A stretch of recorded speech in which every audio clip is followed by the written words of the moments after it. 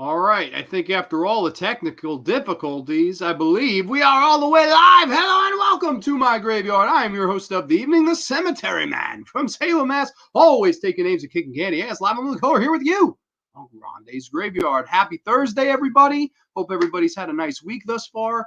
We were having some technical difficulties before this damn thing started. I turned on the old computer about, I don't know, like 50 minutes ago, and it did not load all the way into even Google until about a minute ago. So I'm sorry if I'm a bit laggy or if the Wi-Fi isn't the greatest tonight. I'm not sure what the hell the problem is with this damn computer. Maybe it's just age. I'm definitely due to get a better computer than the one I have now. It's just this one's super laggy, and it's unfortunate sometimes. Some nights it works great, others not so much. And this is kind of one of them nights. So that's why I'm a little bit late, little 10 minutes late to the graveyard tonight. So I do apologize for that. But we're chilling like villains here tonight. We're going to be talking all things Scream Queens. I got a really fun little format for the show tonight. I've got Scream Queen names in this envelope, and I'm going to put them in this Tales from the Dark Side cap.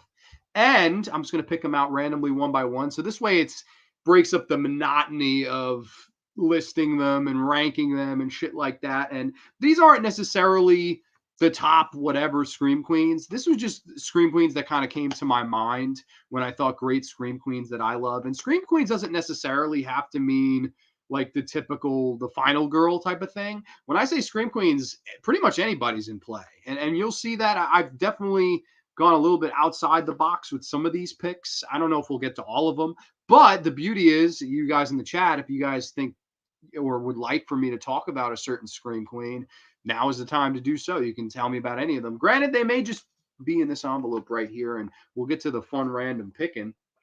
But I'd like to start the show off with a little bit of a rant here tonight because, man, I got the news of this at work like an hour left of my shift today, and it pissed me the hell off. And I figured I'd get it off my chest here tonight on the graveyard. For you that follow me on Instagram, you know that I'm already been bitching about this. But apparently today it was confirmed by the three main actresses from the first film. Hocus Pocus, all these years later, is finally going to get a sequel. Yes, Hocus fucking Pocus is getting a sequel like 29 years later. I think it's going to be released in October of 2022. It's definitely greenlit now. All three actresses are signed on. All three actresses actually went to Twitter to prove that it was official. I'm a little pissed off by this news. I cannot lie. And this shit, like, I know it means nothing to a lot of people, but man, to me, I think this is absolute fucking garbage personally. And a lot of that's because of what Hocus Pocus means to the cult audience. Because I'm the original Hocus Pocus, man. I adore that movie. That's like one of my favorite all-time cult films. And to me, it's a movie that never garners or needs a sequel, especially if you've seen the ending of that film, because they all literally turn to dust at the end. Like all the antagonists turn to dust. Binks is reunited with his sister. They literally close the gates on a perfect storybook ending. And that's it. I don't see why you do a sequel here other than money. And I think another thing here is, which is disgusting, and I completely blame two of the three lead actresses, Bette Midler and Sarah Jessica Parker. How many goddamn reunions have there been for that movie? Uh-oh, did I freeze here? Oh, yeah, I froze. Uh-oh. See, yeah, I knew technical difficulties were going to happen tonight. Dang, 4 minutes in, too. Oh, am I back? Am I back? Oh, shit, I don't know what happened. I froze up for a minute. I don't know if y'all can see me. If anybody can see me, let me know. Yeah, this computer is not acting right tonight, man. I'll tell you that much. But I guess we can get to some comments in the meantime if they'll load. That's granted. I don't know. Aiden Vavver's in the house. Hello, man. I just got Spontaneous Combustion and The Mangler in the mail today. Excited to watch those films again. Is there a special edition of either one of those two, or would that be the standard DVD? I'm not sure. I don't think there's a special edition of either one of them. Granted, I don't know. Arrow can always surprise you with one. What else? If these comments would ever load. Tales from the Dark Side TC series and movie are the true Creepshow 3 sequel. Yeah, that's definitely true. Ben Grimm's in the house. What's going on, buddy? Oh, see, yeah, it seemed like a lot of people were excited about that news. I completely don't agree, but I mean, it is what it is. Oh, terrible news. Yeah, in my opinion, it is for sure. Hocus Pocus doesn't deserve a sequel. I don't love the film, but it's a damn good film. Yeah, I don't know. I just like, pardon me before I got cut off by this shitty Wi-Fi. Part of me sees the two of the three lead actresses, and they've wanted nothing to do with that movie since it came out. Like Bette Midler has said good things about it, but they've done how many reunions for that movie? And Sarah Jessica Parker, Bette Midler have never been to any of them, and it's always Kathy and Jimmy showing up alone. And I think that's just shitty. Like, I get it. Like, I think Sarah Jessica Parker thinks it's weird. Like, I've watched interviews with her on that shit, and she does not seem like she's a fan. So, I mean, that is what it is. That stinks. But man, I wouldn't touch that movie. That's a cult classic. That movie is one of those movies that got over like by being shown on Disney Channel and ABC Family over the years. I don't know. I think that movie is just untouchable. Do not make a fucking sequel of that shit, man. In my humble opinion, is the sequel book any good? I'm not sure. Wow, these comments are loading like super late. I'm sorry about that. I didn't even know there was a sequel book. I'm not sure. Froze giving the British bird. Oh, did I? Man Rodriguez in the house. I'm back. Better than ever. By the way, cheers to everybody tonight. We're gonna crack open the dew. Oh yeah. Oh yeah. We got the code red in the house. So whatever you're drinking, charge to a beautiful weekend, everybody. Oh man, that's the best stuff on earth right there. I'm back, friend. Okay, good. Soulless Trenchcoat's in the house. Trenchy, what's going on, good brother? Hope all is well with you tonight. I've read reviews on the sequel book. I didn't even know there was a sequel book, to be quite honest with you. So I don't know. I wonder if they'll go to that route. I have no idea. John, you're going to the theater to see Hocus. No, I'm not. No, not a chance, man. That's just shitty. Like they've never wanted anything to do with it until now. And now it's like, oh, now it's 29 years later. I'm not doing anything. We might as well make a sequel. I don't know. It's for the birds for me, man. I'm just not into it at all. Pissed me off when I first read it. I'm like, so 29 years later, now you're going to be enthusiastic about it? Like, I don't know. I just think it's kind of lame. Kathy and Jimmy, I wish her nothing but the best, and I hope they give her a fat paycheck. But you know that Bette Midler and Sarah Jessica Parker are going to get paid more. I mean, that's just the way the world works. Mangler got on Scream Factory Blu-ray. Spontaneous Combustion got a Blu-ray from a random company called Cheesy Flicks. Well, I didn't even realize Spontaneous Combustion was on Blu-ray. That's pretty badass. Hocus Pocus is dope. Do completely agree. One of my favorite movies of all time. It's definitely, like, when it comes to Disney movies, it's in the top 10 for sure. Hocus Pocus sequel book came out a couple years ago. Well, I've not heard of it. I haven't heard anything about it. I don't know if I guess you haven't read it, but I would definitely be interested to hear what the plot was. Granted, that's just one of those movies you don't make a sequel to. Like, they wrapped it all up nice in a bow. That movie worked for the era it was made to, the early 90s, and having people like, Mick Garris involved and Kenny Ortega, who would go on to do like High School Musical, shit like that. Like, that guy got how to make something popular. And I just think it's so unwarranted. It's such a cash grab. And I don't know. It's turned my stomach when I read the article. I was like, oh, fuck that, man. I don't want anything to do with the sequel to Hocus Pocus. But just a slight, small little rant I had to get off my chest there to start the show. But we're here. We're live in living color. We're going to be talking all things Scream Queens. I've got my little envelope of Queens here. We're going to unload it here into the Tales from the Dark Side hat. Yes, one of my favorite shows of all time. So without further ado, we're going to take these completely random. Actually, Amanda, I don't know if she's still here, but she helped me out. Her good handwriting actually wrote these out. So we're going to jumble them all up now in the hat here. Nice. And we're going to get to our Scream Queen picking. I'm going to pick totally random here. First Scream Queen out of the hat. Oh, and it's a good one. It's somebody I've met, and wow, this is pretty crazy. First name out of the hat. Number one Scream Queen of the evening, and we're talking about Amy Steele, baby. Amy freaking Steele, one of my favorite Scream Queens of all time. Easily my favorite Friday the 13th final girl. Of course, played Jenny Fields in Friday the 13th Part 2. Had the pleasure to meet Amy Steele, actually, and she signed this bad boy for me, this April Fool's Day one-sheet poster. Really, really cool stuff. Amy Steele was one of the nicest people in the world to meet. I met her it was a screening, it was a double feature screening, a 35 millimeter screening of Friday the 13th Part 2 and the final chapter.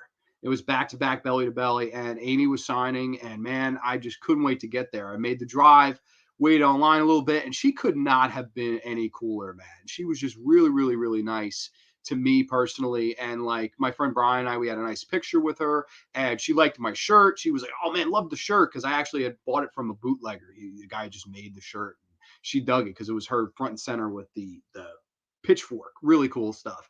And to talk about Amy Steele a little bit and as to why I think she's just awesome is just because I thought she brought a unique organic flair to the final girl formula. Like a lot of final girls, they're beautiful in some ways. And trust me, there are definitely some names in that hat that are absolutely beautiful, and we'll get there. But I thought what was cool about Amy Steele was she had that kind of girl next door beauty and quality to her. And I think that even though she was badass and tough on the exterior, she had a nice vulnerability to her. And I also think that when it came down to it, man, one of my favorite finales of any slasher movie is the end of Friday the 13th Part 2 when she puts Mrs. Voorhees' sweater on and it's all done, Jason. It's all done and mommy is pleased. And Jason starts to buy it, sort of, he's like, oh shit, this is my mom. And I just like the whole psychology behind that and trying to trick this crazy son of a bitch running around with a tater sack on his head. Always loved that kind of finale. I thought that was brilliant. And also this movie that never really gets its just desserts its due in the sun. I loved her in that because even though it was a much more dialed down role, like there's not much of an exterior to her character in this, to the Kit character, I love the ending when she's pissed off at everybody. Like, oh, ha, ha, ha, that's real funny, you guys. That's real fucking funny. And everybody just bursts out laughing, making fun of Amy Steele. I adore that stuff, man. That is just a really, really fun finale and a nice little twist, and Deborah Foreman pulls it off playing like the dual role of crazy and innocent sweet girl.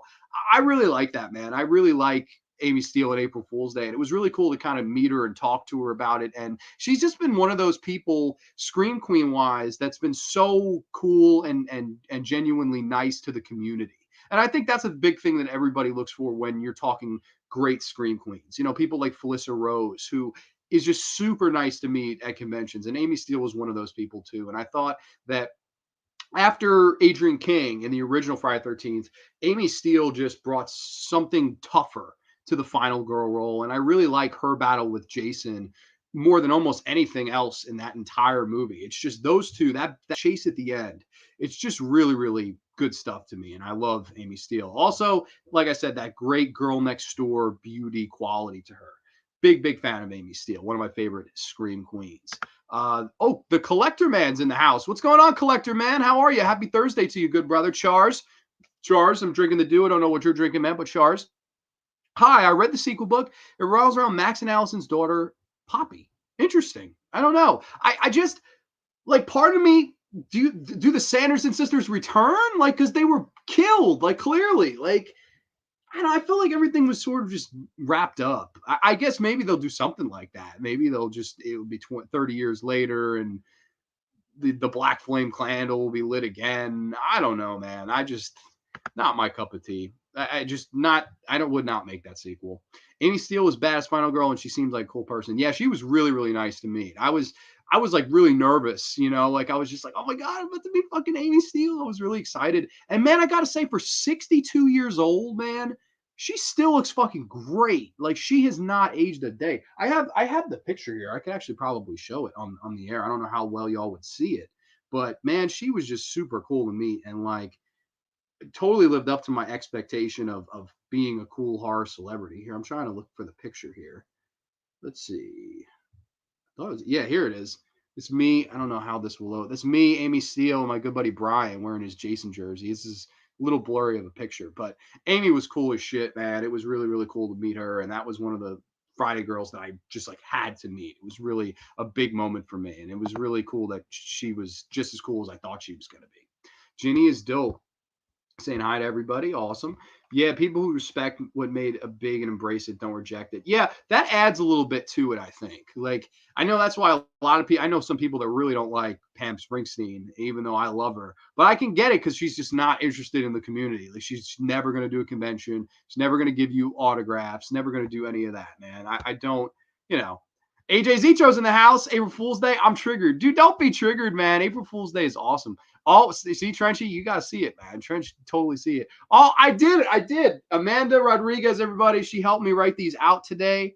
I think it's kind of beautiful handwriting, in my humble opinion. It was funny. It was like giving a spelling test or something. Like, because I was reading all these names out, and she was like, "How the fuck do you spell that?"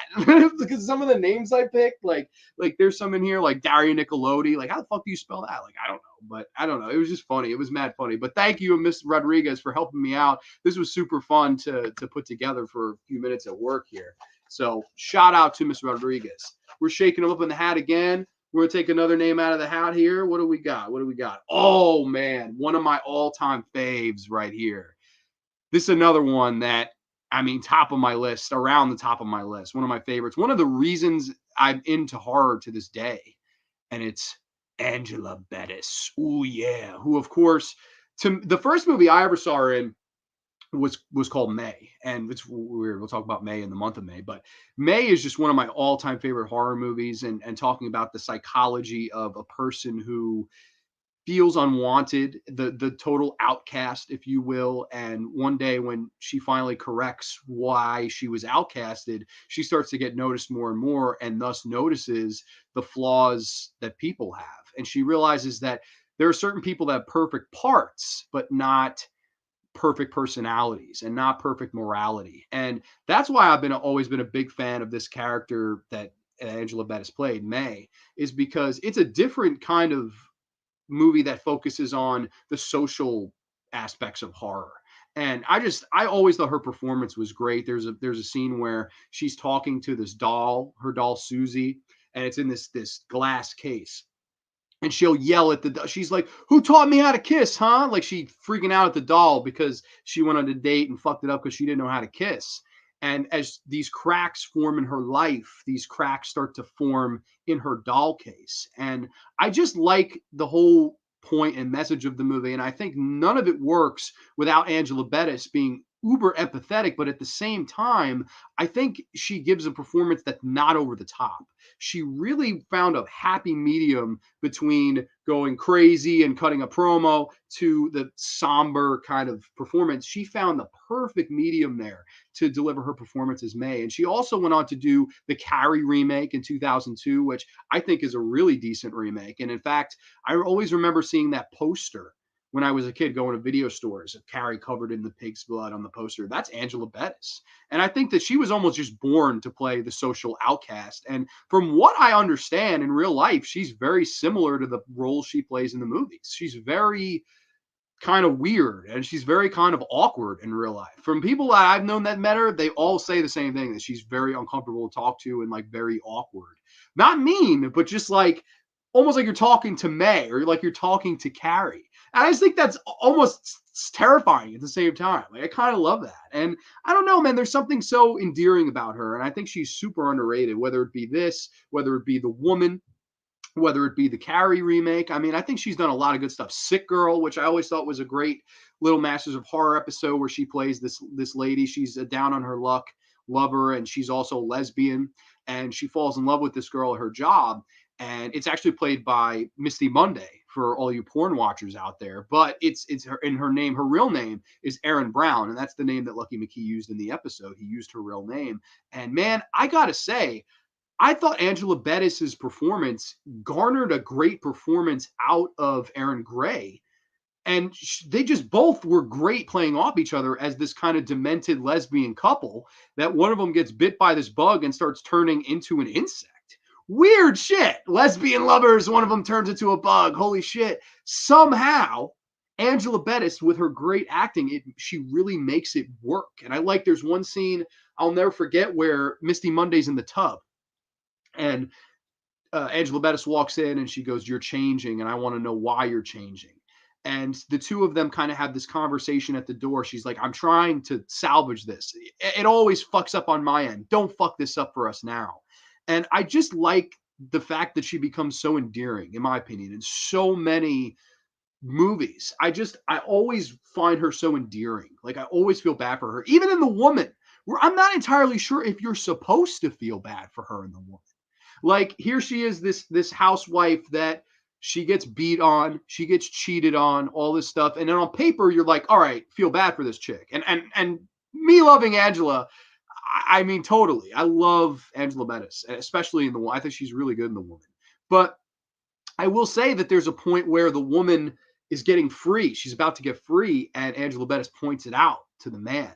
I think in a lot of ways, it's like her saying, hey, I'm so afraid of what you would do to me that I'll stop you from even doing something that could free this bitch. This bitch could get out, get off on her own way, and she calls it out. Very interesting. I don't know. I think there's a lot of layers to that character she plays in The Woman, and she just did this movie recently. I have not seen it. She just returned to horror recently. I'd like to see that film, but man, I can't put Angela Bettis over enough. One of the biggest reasons I have fallen in love with the genre is because of her. So many great performances from her, and I just love that she has that happy medium. She really never goes too far or too low. Like she always nails it to me. I think the world of Angela Bettis. I'd love to meet her someday. We have some comments. I might have missed a couple. I'm sorry if I did. If I did, you can repost them. Sorry, I was enjoying a nice nap. No worries. I was late too, man. No worries at all. Hey, June, James, everybody saying hi to each other. Demented lesbian lovers. I'm in. Yes, man. Sick Girl. Really underrated little creature feature with some lesbian loving in there. And I got to say, superb acting from not just Angela Bettis, but from Aaron Gray, aka, or is it Aaron? No, it's Aaron Brown. I'm sorry. Aaron Brown and Misty Monday. Aaron Brown. I'm sorry. I never put that together. Not that I know their work. Yeah, no, I honestly, I just knew from hearing the name and I was just like, holy shit. I was like, he got her. And I thought it was really cool in the interview with Lucky McKee on that DVD that he was discussing. He was like, hey, like, why not? Why not go for something like that? In a similar way to what Cronenberg did in Rabid with Marilyn Chambers. He just got an incredible performance out of somebody who mainly did porn for her career. And she's the lead of that film and absolutely steals the show. I think it's really interesting when you get somebody like that and put them in a serious role in a horror movie, because I think 9 times out of 10, they're going to give it their all and say like, hey, this is real acting. I'm going to take this seriously. And I think he got paid off for that, man, personally. Lesbians are always awesome. I completely agree with that, man. Any fans of Toby Hooper's Toolbox Murders in there? Angela Bettis. Yes, she is. Yes, that's right. Toolbox Murders, as is Sherry Moon Zombie. To my knowledge, it's the only like movie Sherry Moon Zombie ever did that Rob Zombie didn't direct. It's got to be one of the only ones. I watched Toolbox the other day, and I thought it was better than the reviews. Not an award winner, but not terrible. Yeah, no, definitely not a bad remake. Definitely not. Apparently, Toby Hooper wanted Lucky McKee to play the killer. That would have been fun. I love Lucky McKee, man. Another guy just doesn't get his. Angela's also dope in Girl Interrupted, not horror, but still a dope performance. Yeah, she's a great actress overall. And I think that, like I was saying, it's that endearing element. It's just, I can always feel for her. And that's not easy to do, man. You could really if you can make me feel like that, you're doing something right. That's the movie, 12-Hour Shift. I've not seen that yet, but I've heard nothing but good reviews. And I know the poster is like her with blood splattered on her face, which give me like Carrie vibes, Carrie 2002 remake vibes. So I definitely like to check that out. That's on my watch list for sure, just for her. And I'm excited to see her return to the genre. That's badass. Angela Bassett is fantastic in Critters 4. Different Angela, but totally awesome. I agree with that. So we're going to go back into the hat here, mix it up a little bit, and we're going to take one out of the hat. What do we got? Who do we got? Oh, let's get it, man. Another fucking great one here. You may know her from the Gates of Hell trilogy. She is none other than Catriona Mccall. Oh, yeah, an Italian scream queen. Let's get it, man. Catriona Mccall. This is somebody that I thought about for this list. She was actually one of the first names that came to mind for me because I'm a big Fulci mark. Like, as you all know, I'm a diehard Lucio Fulci fan. And I never thought that Catriona Mccall really got her due when it came to being a great all-time scream queen. And, like, I could talk a little bit about her performance in all of the Gates of Hell movies. First of all, City of Living Dead. And I think that may be her best performance of the three. I always remember the scene of her in the casket trying to scream her way out and bust her way out as they're burying her under the ground and just trying to claw out and scream. And also the scene where they're all doing the seance and they have these like maggots blown onto them by this giant fan, which is how they actually did it. Real ass maggots in this girl's face, in this girl's hair. Thinking to myself, what a fucking trooper, man. What an absolute trooper Catriona Mccall is. And then who could forget the ending of City of Living Dead when they're all in this kind of underground part of the graveyard and they're looking around. They play that fantastic music. Do, do, do, do, do, do, do, do, do, do, do, do. She sees the priest and like she starts bleeding out of her eyes. She starts like crying blood tears. And it's just one of my favorite all-time horror movie visuals of Catriona Mccall in this tranced look in her face and just the blood running down her eyes as she's staring down this like dead priest. Something just about her draws me in. I think there's something about her eyes. It really is. I love Catriona Mccall's eyes. They tell a fucking story, man. And like she's a beautiful woman, again, kind of a girl next door quality, likability to her and you know, sexiness to her. And I think that she adds a lot to those three movies. I think it's nice that each one of those movies has her as the lead. And like all three of them work for different reasons. City Living Dead is like his take on a zombie film. Then The Beyond is like more of an atmospheric, fucking crazy shit. Like just crazy shit goes on in The Beyond. It's just a crazy, like atmospheric film. And then House by the Cemetery is like one of my favorite classic old school haunted house movies with Dr. Freudstein and stuff like that. I just adore Catch Room and a Call in all three of those movies. And I think that City of Living Dead is really the standout when it comes to performance wise for me. And I'll never forget in House by the Cemetery, the ending when her and Palomalco, they go into the basement to save Bob. And I'm thinking, oh, they're definitely, the parents are going to save their kid here, right? Nope. Catriona gets her fucking guts ripped out right in front of her kid. Just crazy. Like I adored how big of a trooper Catriona Mccall was, man. Like I think there was nothing that she wouldn't do. And I think that's a big thing with Italy. Like I think they're definitely willing to do more crazy shit. They're definitely more willing with nudity. They're more willing with like crazy shit. Like, yeah, I'll have maggots be thrown in my fucking face. Why not? Like it's just crazy shit like that. And like I always appreciated that about Catriona Mccall. And I think she adds a lot to those three movies. And I think it's cool that he picked one true scream queen to work with him on that legendary horror trilogy. And I think a lot of the reason for its success is not just her acting, but her presence. I think she has a great presence to her and a great look. Just that epic fucking look she gives at the end of City Living Dead. It's just engraved into my head. I absolutely love Catriona Mccall. So that's Catriona Mccall, really, really awesome actress. Ty Junebug Film says, there's something about it. I can't put my finger on it. Italian scream queens seem always hotter than American scream queens.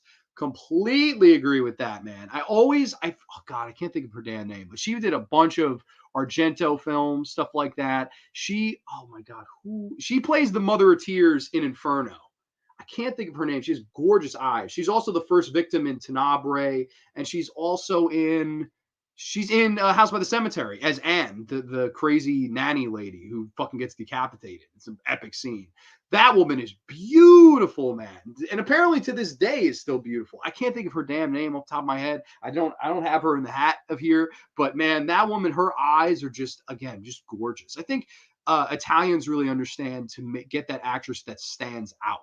Like, I think that's a big, big, big thing with horror, and I've said this a million times, is getting the actress or actor that stands out, that looks a little bit different. Because if I just go to the movies and I see Everyday Joe Blow, after a while, I can get a little stale. But if I go and I see somebody just that unique looking, it could just draw me into the film, even if the story is a little bit weaker. I think presence is a big thing. Catriona Mccall's presence adds so much more, in my humble opinion. Well, the eyes are the window to the soul. Yeah, and she has beautiful eyes, for sure. 2 weeks ago, got Bride of Reanimator on DVD. Fucking A, man. Awesome. Max, yeah, dude, you know what they did was they're sitting in this seance room. And they're like holding hands and shit, and they're going back and forth. And then all of a sudden the window opens and all these fucking bugs and maggots and shit fly in their faces. For real. They used real maggots and bugs. This isn't now that they use CGI. This was real shit. And all four of these actors, like champions, took it.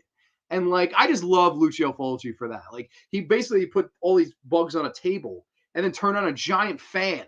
And all these fucking bugs flew into these people's faces. And like, that's why you're going to get organic, genuine performances and reactions, Because that shit's real. Like, if you really blew a fucking giant fan of maggots on me, I'm gonna fucking freak out and squirm. All right, like that's how it is. And Catriona did it better than anybody, in my humble opinion. Really got to see more Italian horror, dude. If you ever want any recommendations, I'm here for you. Blood and Black Lace, one of my favorites. Suspiria, of course. Deep Red, of course. Anything Argento, Bava, uh, Umberto Lenzi, Ruggero Deodato, so many wonderful Lucio Fulci, so many wonderful, great Italian horror filmmakers there are out there, and I'm just an uber fan. Even Lamberto Bava, whether it be the Demons movies or all the movies that he's done, I think he's an absolute legend too. There's so much fun waters to explore in Italian horror. So if you ever want any recommendations, I can make you a list for sure, man. Anytime you want. I like the movie Zombie. Yeah, me too. We did a full episode. Me and AJ actually did an episode on Zombie. That was a fun one. Presence is what you need. Any movie, charisma, I think it's a little overrated, but a unique presence is something that we're drawn to as far. Yes, exactly. Like, for example, there's some of these where I'll say it, there's some hot scream queens in there that their hotness almost makes you be like, all right, even though this movie's not doing the greatest, their hotness brings it up a little bit. I think that's a part of the game too. Like, a lot of people aren't going to want to talk about sexuality and horror, but I think that's a big thing. Like, I think it's a big deal. Like sure, we all love Return of the Living Dead, but a part of that draw is definitely Linnea Quigley. I mean, come on, let's be honest. What is the biggest draw of some of the later Friday the 13th films? I mean, for me, I absolutely adore fucking Debbie Sue Voorhees in Part 5. That's a huge draw for me. Judy Aronson in Part 4. Just these gorgeous women. Even in that fucking remake, there's some good looking women in there, man. Juliana Gale, whatever the fuck, how you say her last name. That's a beautiful ass woman. And I will sit through that movie to see her. I mean, that's a big thing for sure. Got the movie Dolls. Oh man, Stuart Gordon joint. Gotta love it. Bolshoi Week coming up soon. I'll keep you posted. Ooh, I'm definitely interested to hear about that. I take maggots to the face for a horror movie by any of those directors. Sign me up. Dude, me too. I would totally do it. And like, it's funny. Like, now it's like I almost would pay to do it. Like, fuck it. Sign me up too, man. That's just so cool. Work with Lucio Fulci. Phenomena is excellent. Oh man. I did an episode where I did 3 Argento films. That was the last one I covered. I adore Phenomena. I know Jennifer Connelly's great. I don't have her as a scream queen, but she is another one. Beauty, great talent acting wise, just great charisma to her, a great unique look. Jennifer Connelly is the total package. To this day, is still beautiful, man. Huge fan of Phenomena. Probably like my 3rd favorite Argento film. I love that movie, man. Another one that deals with bugs. That's a big bug film. I adore Tobe Hooper's Life Force, part of the appeal. Exactly. See, I know a lot of people, and at a time, me included, that why would you want to watch Life Force? Well, Matilda May, of course, and that's really what gets you in the door. But upon repeat viewings of that film, it's almost like his old school attempt at Hammer horror. But what I like that Tobe Hooper brings to the table is he turns up the volume when the volume needs to be turned up. Hammer horror is usually always like dialed up to 5. Whereas Hooper, the talking scenes, they're at a 5. But the shit, when shit goes down, he dials that shit up to 20. I love Life Force, one of my favorite Tobe Hooper movies. And again, I agree, Matilda May brings the fans in, but if the product is good, it'll keep us coming back. That's kind of my mentality on it. Cool. Thanks, man. I might have to take you up on that. Offer some at some point. I've only seen like 2 Italian horror films. Still got to see the big ones like Suspiria. If you've not seen Suspiria, that's a very good one to start with because it has everything. Like, and it depends on what you want. You know what I mean? Like, it depends also, like, are you feeling slasher like? Because those are the Italian giallos. I can give you a big list of giallos that are just fucking fantastic. And the beauty about giallo films is that there's always more to explore with. Like, every now and again, I'll hear about one I've never heard about. And I'm like, shit, I want to go see that. And I put everything aside to go find these obscure giallo films just because, oh shit, I've not seen that. Like, I don't know. That just is what it is. But I can write you a whole list, man. I've been giving my buddy Kyle recommendations every week, and I can definitely remind me, or even drop me your email in the comments or something, because I'll email you a big ass list for sure. Women are beautiful. Horror is one of the only genres that celebrates beautiful women. Some women are just more beautiful than others. I agree. And I think that, it's funny. Horror gets a bad rap for being like anti-women, right? Like I know a lot of, oh, you know, they portray women as stupid or women always get killed in it and stuff like that. I understand that gripe, I understand that argument, but at the same time, what genre is more pro women? It's not always a final guy to face Jason. It's always the final girl with a machete or a pitchfork, always having to nut up or shut up and face the big bad guy in the end. And 9 times out of 10, they come out on top. That's the thing that I love about horror. It's like we will put a female in a leading role and she's going to beat the big bad wolf at the end. That's why I love horror. I think horror is the most pro women thing out there. And yes, I know there are some horror movies where females are going to get fucking naked all the time, be running around naked and get their asses killed. I understand that. That's why the promiscuous girls, you know, they're not probably going to make it out. But the moral girl that's smart, that thinks for herself and is actually, you know, in the situation, she's 9 times out of 10 going to be the survivor girl and the one that we root for, like the Amy Steeles of the world, like the Jamie Lee Curtises of the world. And that's why I like that whole trope. I think it's nice, personally. In the words of Andrew Dice Clay, my favorite stand-up comedian, some women are built for Jesus Christ. I like, dude, me too, for sure. How long does it take? Does it take for you to prepare for your show? You seem so informative and prepared. Believe it or not, I really don't prepare too much for these. Like okay, so for movie ones where I'm talking just about movies, I'll do my research. I will look into the films, behind the scenes stories, how much a movie made, how much money a movie had before it was made, who came up with the idea. I try to like to cover all those bases. But when it comes to like scripting stuff like that, I know a lot of people ask, do you have a script? No, I just shoot off the hip. I like talking. See, like the whole thing that I always thought of it as a fan talking to other fans. I'm not talking down to you. I'm not a critic. I don't know better than any of you. That's the beauty of doing this show every week to me. It's just giving my 2 cents. And then in the comments, you can give your 2 cents, and nobody's sense is worth anybody's sense more. It's just fun to talk about what we love. I think that's the whole thing. I think it's more than informative and prepared. It's more driven by passion. I really like and am passionate about horror. This Saturday, I will watch Cannibal Ferox. Ooh, yeah. You know, it's funny. I had the girl who's the lead in Cannibal Ferox. She was initially going to be on the list, but I was just like, I don't know. Like, it was tough to battle for her. But, man, I love Cannibal Ferox. That's the Green Inferno done right. Watch Cannibal Ferox. It's a much better version of what Green Inferno was trying to be. Well, in my Friday the 13th script, the promiscuous girl, incredibly smoking hot cheerleader is the final girl. You got to shake up the tropes from time to time, like a Wrong Turn 2, like that. I think that's a beauty of the genre when, hey, I can shake it up. Oh, the dumb jock, he's the savior in this movie? Really? He doesn't get fucking killed? Huh? Like, interesting. Really, I like when they play with the conventions. Oh, Dawn of the Dead, Texas Chainsaw Massacre, movies like that where Night of the Living Dead, where the African-American character is the fucking lead and the hero of the movie. How awesome is that? Give me more of that. I don't see enough of that. Like Predator 2, Danny Glover, he kicks fucking ass in that film. Yaphet Kotto in Alien, he kicks ass. I like when they go a little bit outside the box. And granted, I don't mind tradition. I don't mind playing by the moral girl, she's going to live, and these other idiots, they're all going to die. Like, I don't mind playing by those rules, but I think at the end of the day, it's fun to play up with the tropes. And I think if a new Friday the 13th film, that's exactly what you should do. Make it the slutty girl. Kill the final girl off first, something like that. Like just anything to make it a little bit different. And that adds so much more. When your formula is that simple, I think it adds a lot more. Exactly. It's all about sharing shared passions. Yeah, no, that's why I do this, man. It's not for any other reason. I like talking to everybody and I like hearing people's thoughts and opinions, and it's fun. It's like my favorite thing to do all week. That's why he has me, Amanda, the self-described film history. Oh God, look at this guy giving himself all the credit in the world. Hey, Internet Eric here. What's going on, brother? Hope all is well with you, man. Chars to a beautiful Thursday night. Drinking the dew tonight. Was scrolling through the comments and saw some Critters 4 talk. Underappreciated in my opinion.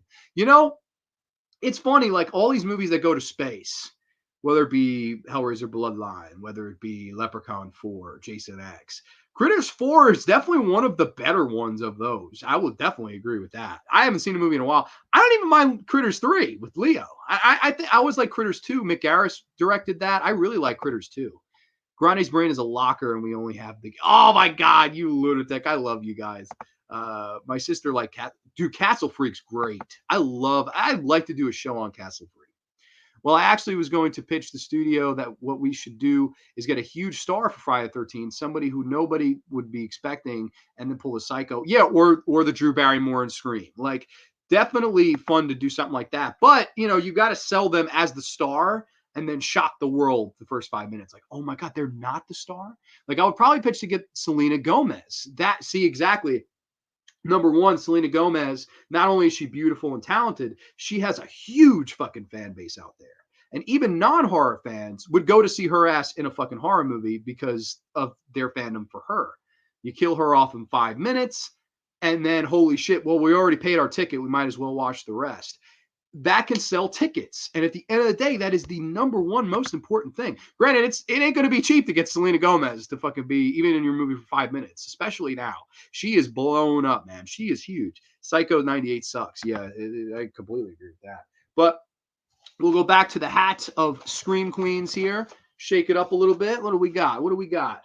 Oh, man. We got the granddaddy of them all right here. Probably the most iconic and infamous Scream Queens of all time. I had Amanda abbreviate it for me. JLC, Jamie Lee fucking Curtis, baby. And I mean, is there any other more popular Scream Queen out there? I don't think so. I really don't. I don't think ever there will be a Scream Queen to reach the height and the pinnacle of Jamie Lee Curtis. But you know what's interesting? Like, everybody mentions Halloween and Halloween 2, Halloween H2O, the new Halloween, and like, just because that's probably the biggest slasher franchise. Sorry, I fucking flipped those words. Out there. Next to Friday the 13th, I think Halloween is right up there, definitely in popularity. And everybody mentions those films and her performances. They're fantastic. But I also like that there's other like weird horror movies around that time that she did too. Like, she did Road Games with Stacy Keach. She did Prom Night, Terror Train.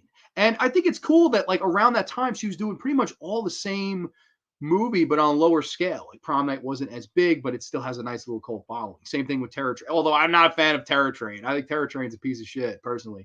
But again, another movie where you could be like, hey, that's that movie again. I liked that you have the kind of hierarchy, like, okay, this is your A+ slasher, this is your B, this is your C, and you've got Jamie Lee in all of them. And like, I think when it comes down to my favorite Jamie Lee Curtis performance, I'm actually going to have to go with an unpopular opinion. I really like her in H2O because I like her arc in the film. Like, this is something that's given her PTSD for the past 20 years. And I loved the dynamic between her and her son. And you need to give me one more day. And he goes, Mom, I've given you 18 years. Michael Myers is dead. I love the whole like pinnacle of her because she fought this thing years ago. And here 20 years later, it's come again. And she has to face it again. She has to step up to the plate again. And I like that she tells her son and his girl to go. She closes the gates and she prepares for battle. This thing she's been running for 20 years, she's here now to fight it. Head to head, toe to toe, eye to eye.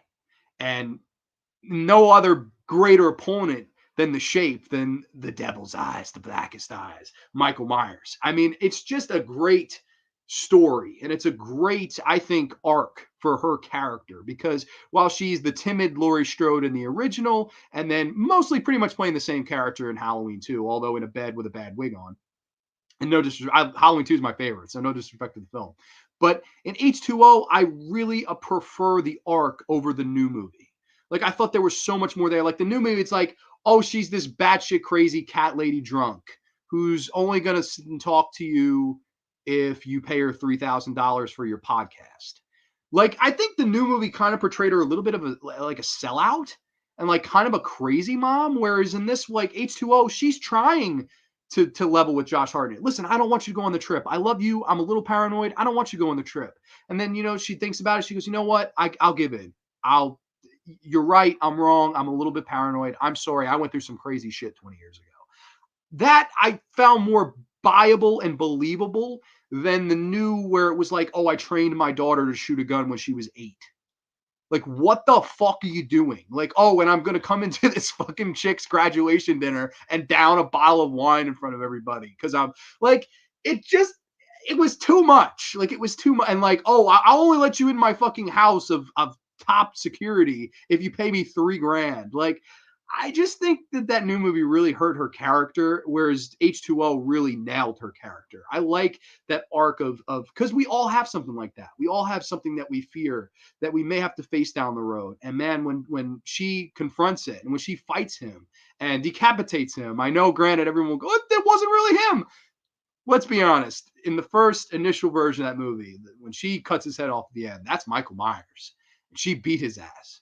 I just think that's a great triumphant moment. She beat the big bad wolf. She beat the boogeyman after all those years. And I really like JLC, man. I'm just a huge fan. I think the most infamous horror scream queen of all time. One of my all-time favorites. So definitely somebody I had to have in the hat. Hold on. So let's see. I passed a lot of these. I'm so if I pass it, again, I apologize. I'll go back. I'm going back as far as I can here. I don't remember though. When I was a kid, I thought JLC only did horror. I was shocked to see. Oh man, she didn't show a tits until she went legit. I love Trading Places. One of my favorite John Landis films. By the way, I don't know if you saw Master Fear tagged you in a tag I made, Blockbuster Video Memories. Ooh, see, I went to Hollywood Video more, but I would definitely do a video like that. She's great in H2O. Last 20 minutes in it are awesome. Too bad I just hate every character that are not her or Alan Arkin. I can understand that. Like, the kids are not much in that film. Like, the kid from Jumanji and the girlfriend, like, not much in that film. It's funny, like over time, I think that film has really aged poorly because it's more like the neo slasher of the 90s. Like, it's more like Scream than it's like Halloween. And I think that's why that movie gets the bad rep it does. And then plus the fucking Busta Rhymes sequel. It's almost like those two movies go together. Like, a lot of people go, "Oh, Resurrection fucking sucks," you know. But I do think in a lot of ways that H2O was the best tackling of the Laurie Strode character. And I think it's Jamie Lee Curtis's best performance because in a lot of ways, her career was going a little bit colder at the time, in similar fashion to John Travolta before Pulp Fiction. Like, the career, it wasn't terrible, but it was just in limbo. And then bam, you know, that was the shot in the arm her career needed at that time. And I think she gave the best performance of her career in it. Sucks that Michael Myers wasn't in part 3. See, I love Halloween 3. I'm a huge fan of Halloween 3. I think that's why that movie works in a lot of ways. Yes, I agree. Yeah, man, totally love it. Michael, I'm here with the big axe at the end. Great finale. Love that, man. She was also good in that TV show, Scream Queens. Haven't seen that. I've heard a lot of negative about that. So, but you give me the positive recommendation, I may have to give it a whirl. I will see Halloween Kills when it comes out in October. I think everybody's going to see that. But I will say, I don't know, just something about that movie, man. I just, that new one. Yeah, no, I'm there, man. I'm not a big fan either. There's many reasons why I call Halloween Water, but Halloween, the lazy, no subtitle, Michael Myers, I call a piece of crap. Yeah, yes. Wow. Okay. So we've got a lot of hate for that new Halloween. And she was alongside in the dark comedy Drowning Mona. Dude, Drowning Mona. See, this is why we love Trenchy. He brings up movies that I wouldn't even think about. Yes, that is fucking true. That's a really interesting movie. Also, I believe Bette Midler's son is also the guy from The Grave Dancers in that movie, which is cool. You have a bunch of horror people in that. I'm trying to think who the fuck else was it? Was Danny DeVito in that too?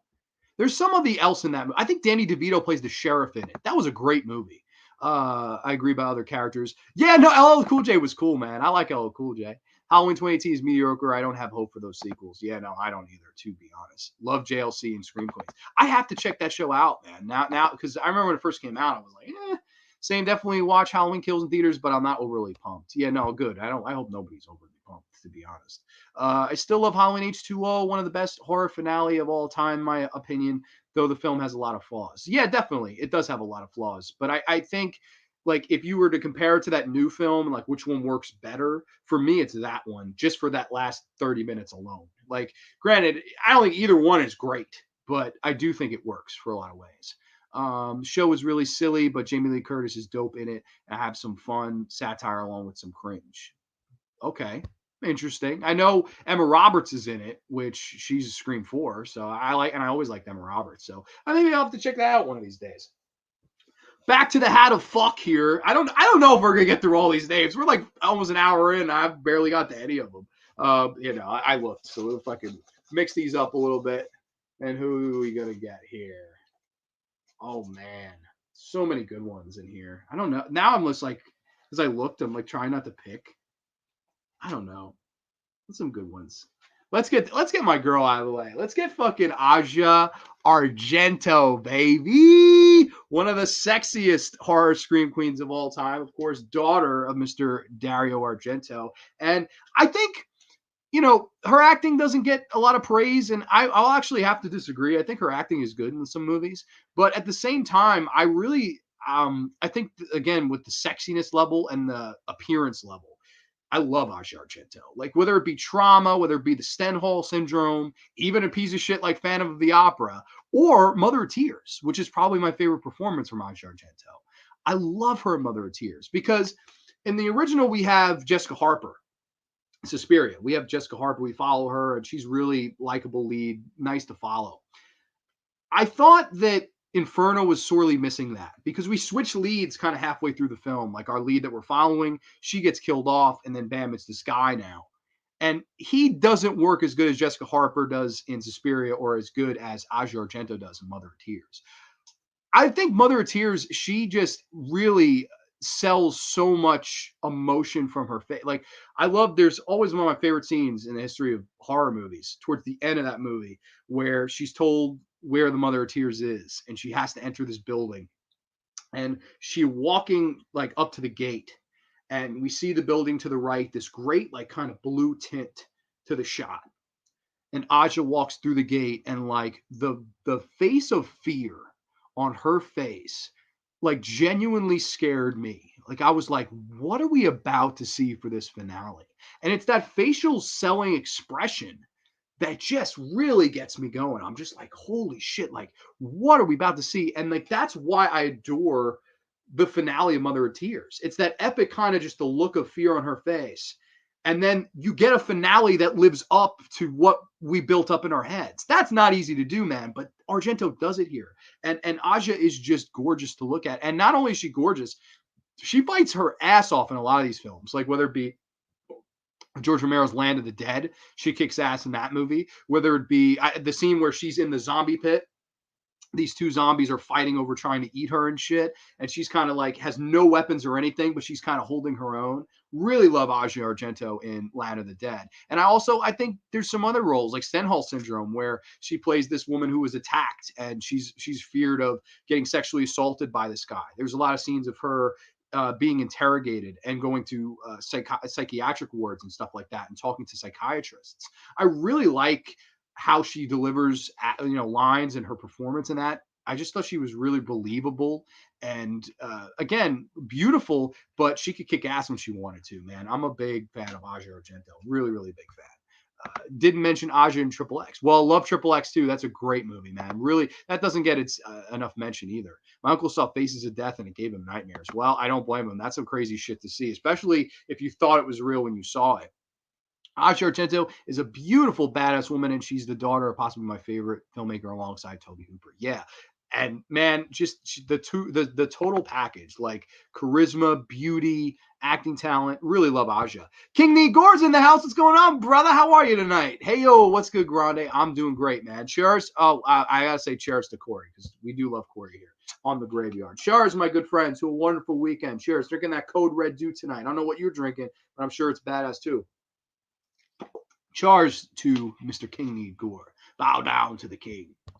Mother of Tears is fucking awesome. That's Argento's final film in my mind. Yeah, me too, completely. And she kicks some ass in that movie. There's a scene where she's getting chased on a train, and in similar version to Sleepless, but this is during the day. And I like how she's running on the train. She hides in this room, and this like creepy like lady. She looks through the door, and Aja takes this sliding door and just fucking crushes this lady's head until her eyes pop out. And then Aja just like nonchalant kind of brushes herself off, gets off at the next stop, and like pretends like she never did shit. Love me some Aja, man. She's just, I absolutely love her, man. I just think, like, when I think of horror beauties, Aja Argento's towards the top of that list because she's just gorgeous. You can watch her in literally anything, even Dracula 3D. You can watch her in anything.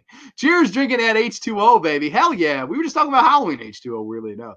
Well, that's why I included other video stores as well. Yeah, no, I know. I saw your video. I didn't know you had tagged me, but you're saying that somebody else tagged me. So that's pretty cool. I will see if I can get to do that because I definitely have a lot. I went into that briefly when I did the childhood horror memories episode with AJ Zitro, where we talked about stuff that we used to rent at the video store. So this is a similar episode to that. Definitely the same concept.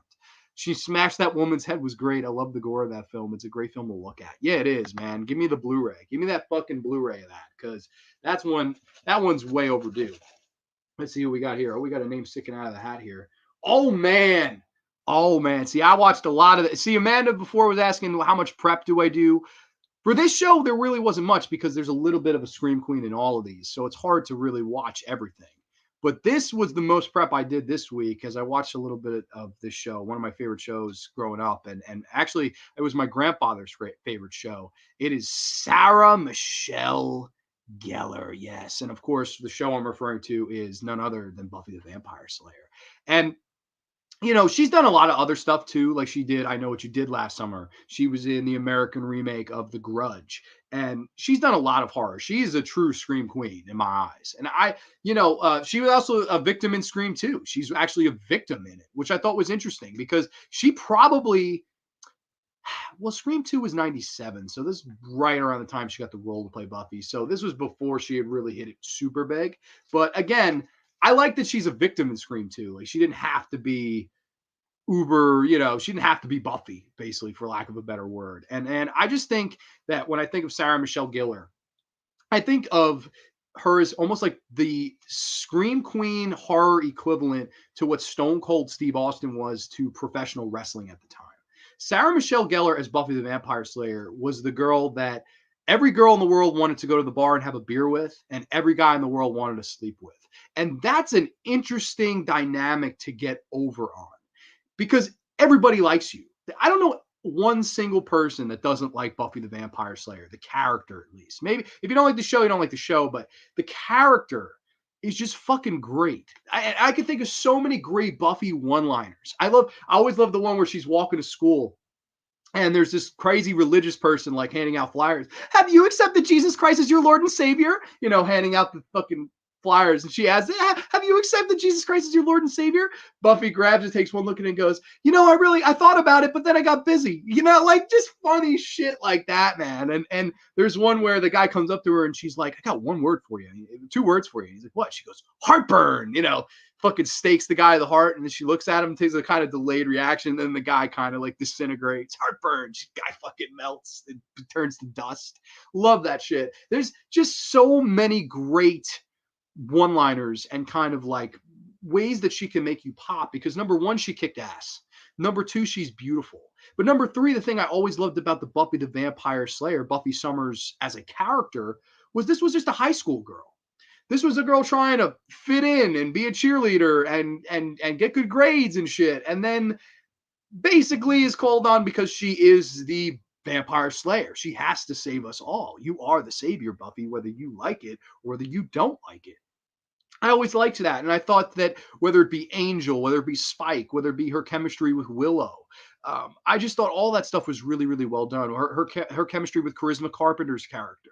She was able to find a lot of chemistry with people that, like, in a lot of other films didn't really go on to do much. Like, did Allison Hannigan, other than American Pie, do that much? No, but you always love her as Willow on that show. Like, it's just an iconic character, the kind of like ditzy, like perfect sidekick to Buffy. And then I love in season 3 some of her interactions with Eliza Dushku. I love that. I love those two together. I love when those styles clash. Love it. I think Sarah Michelle Gellar is just the ultimate like badass Scream queen. When I think of and just think like nobody's got anything on Sarah Michelle Gellar. And no matter what it is, whether you watch her for Buffy solely, whether you watch The Grudge, Scream 2, I Know What You Did Last Summer, there's a lot of stuff that she did. I get the genuine idea that she really loved the genre. And I think that adds a lot to when you're picking a Scream queen out. I think, her love and, seeing the genre as a crowning, as opposed to, oh, this is just a job. And I think you could totally see the difference of that. Sarah Michelle Gellar kicks ass. Hell yeah. Queen's screaming tonight, and you're the king, man. Oh, shit. That's some trouble. Sarah Michelle Gellar is fantastic in The Grudge 2004. I agree. I think she's probably the best part of that remake. And I like the direction from the original director of Ju-On The Grudge, but I think that she added a lot, whereas the other films don't really have a main protagonist. Like, they're all told out of order almost in similar vein to Pulp Fiction. Like it's all, out of sequence, out of order, out of chronology, if you will. I thought it was interesting to have her as your actual lead of the film, and she really pulled it off. Didn't realize Sarah Michelle Gellar did Scream 2, and I know you did last summer in the same year. I didn't until I thought about it either. I knew what you said did last summer was 97, but I always forget Scream 2 was also 97. Part of me always wants to be like, oh, it's 98. Like, because Scream 3, I believe, was 2000. So I always want to be like, oh, that was 98. But no, it was 97. They rushed that sequel out, weirdly enough. But I always thought it was cool. It was just like, oh, one of the fucking body count numbers in this movie is fucking Buffy the Vampire Slayer. Pretty badass. I like Sarah Michelle Gellar. I just wish she had better man who she picked to be her husband. Oh, you not like Freddie Prinze? Oh, shit. That's fucking, what's that stupid fucking movie with Freddie Prinze Jr.?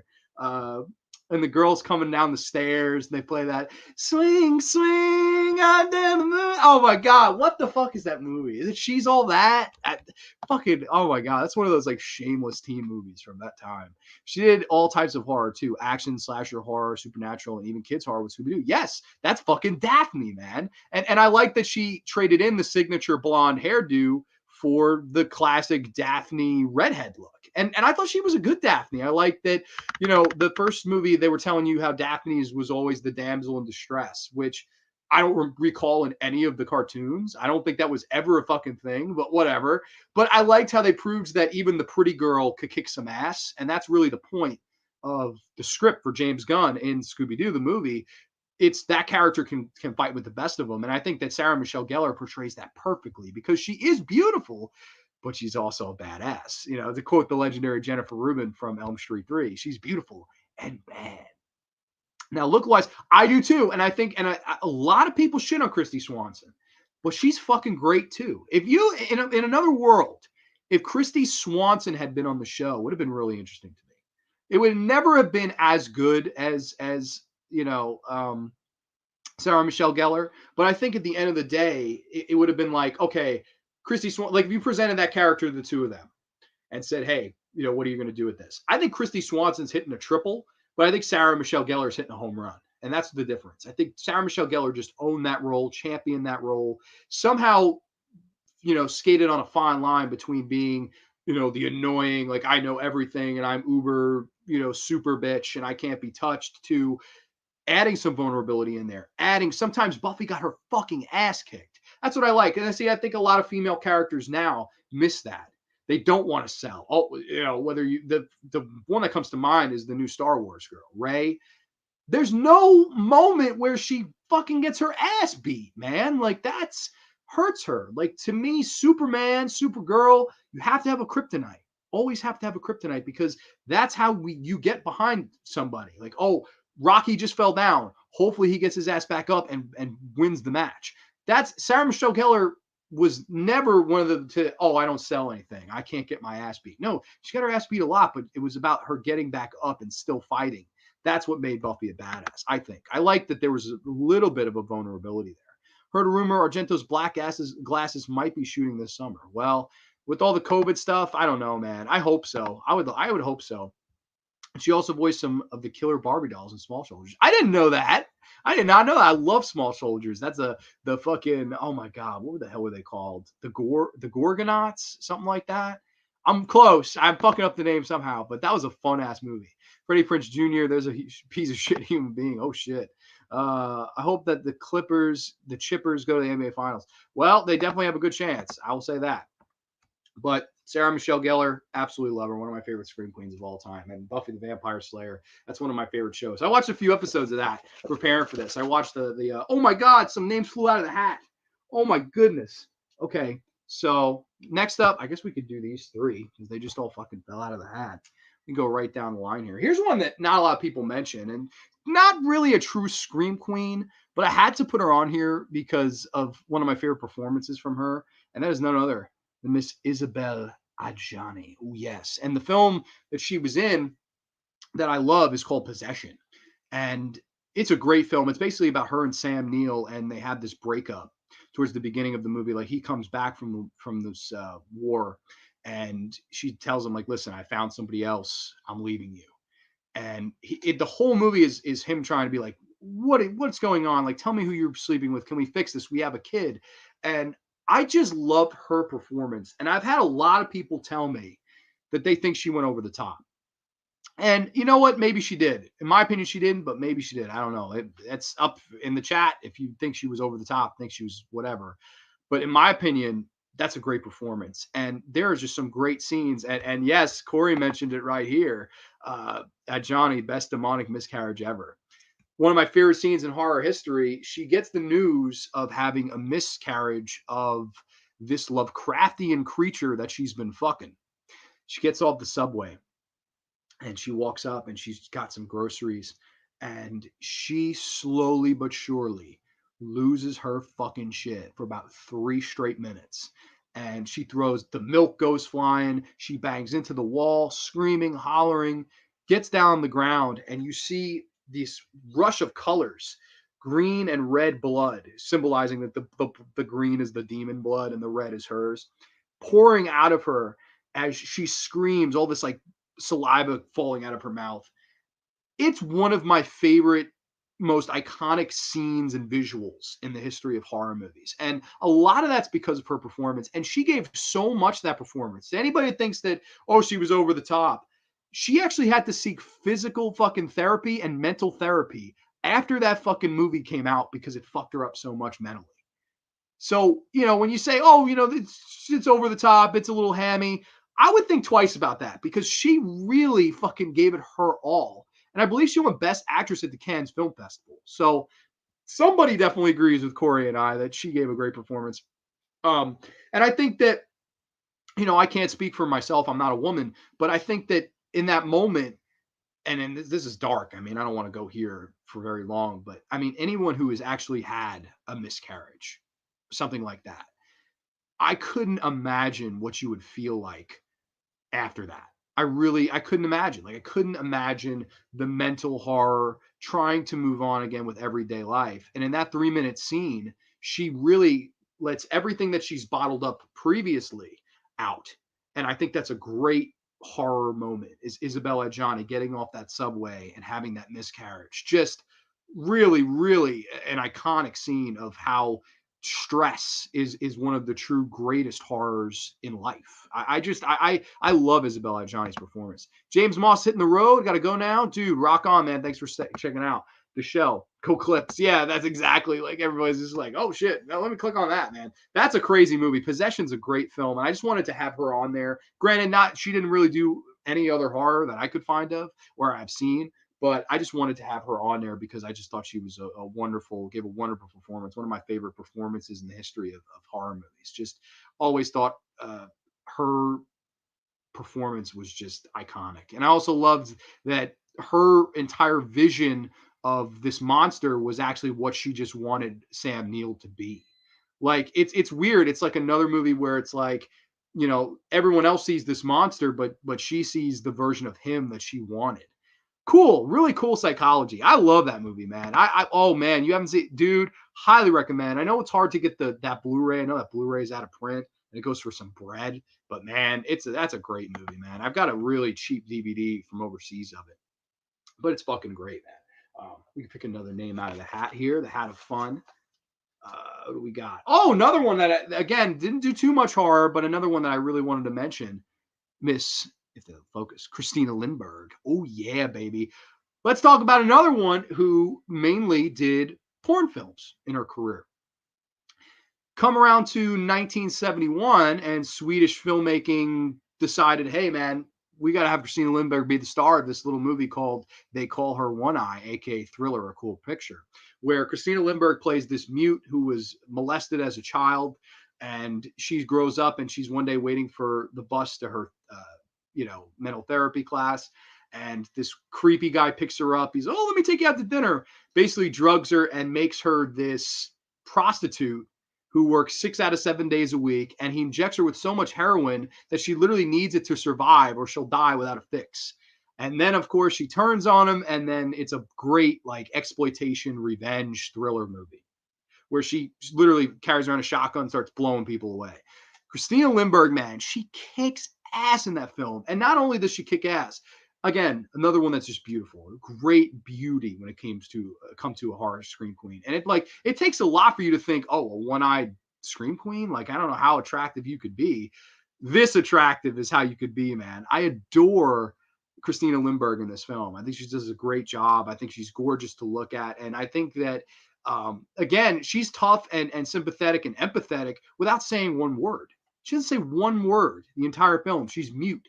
Your protagonist of the film is mute, yet it's such a watchable movie. And I think a lot of that is credited to how good Christina Lindberg's performance is. She tells such a story without saying a goddamn word. And it's just beauty, looks, motivation, and facial expressions. A lot of selling through facial expressions, through all the torment she's been through, whether it was the torment as a child, the torment of becoming addicted to drugs, and the torment of being a prostitute 6 out of 7 days of the week, only to finally get that revenge on the one that wronged you. I just love Christina Lindberg in that movie. One of my favorite little exploitation films of all time. I had to mention her briefly. Not a very well known scream queen, probably not even considered a scream queen by most, but just my humble opinion. Well, it's the arc of storytelling that Buffy goes on once we have shoved the hero's journey out the window, is when stories which crap because God characters can still be good characters with proper story. Yeah, totally. Yeah, I agree with that 100%. And I think, I don't know, I just thought Buffy making fun of it was funny. Like, that's what I always loved about Buffy, man. She was never above, like, making fun of some shit. So we're going to go into the hat here. And, oh, yeah. Let's check this out. The Mistress of the Dark, Elvira. Oh, yeah. Now, Cassandra Peterson is actually so much more than just a fucking scream queen. Like, when I think of her, I think of one of the great horror hosts of all time. You know, it's her and Joe Bob Briggs and Elvira. Elvira for women for sure. I love her charisma. Elvira is one where it comes down to charisma, and I love the whole sex appeal. But I also love that Elvira was always in character. Like Elvira never broke character or kayfabe.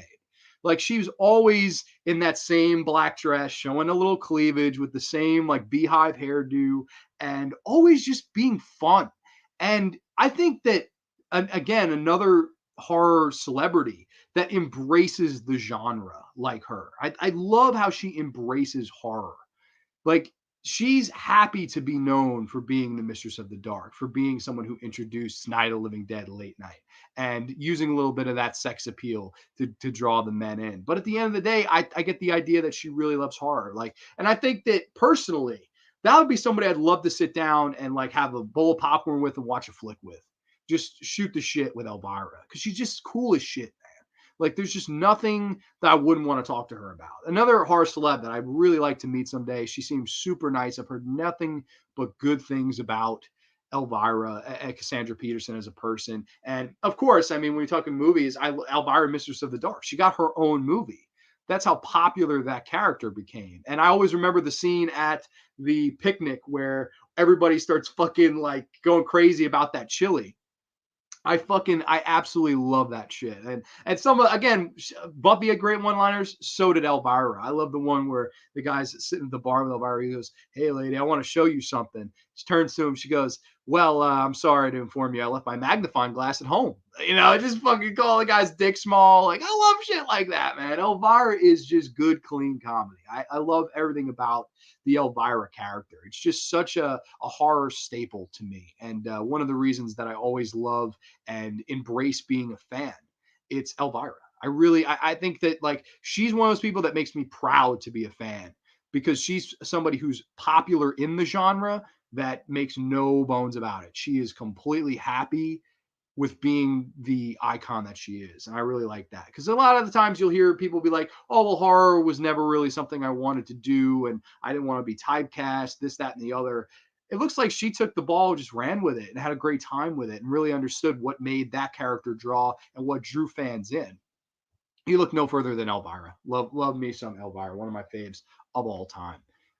Hell yeah, Elvira is dope too. Completely agree. Nicholas Winding Refn is good at making mute characters interesting.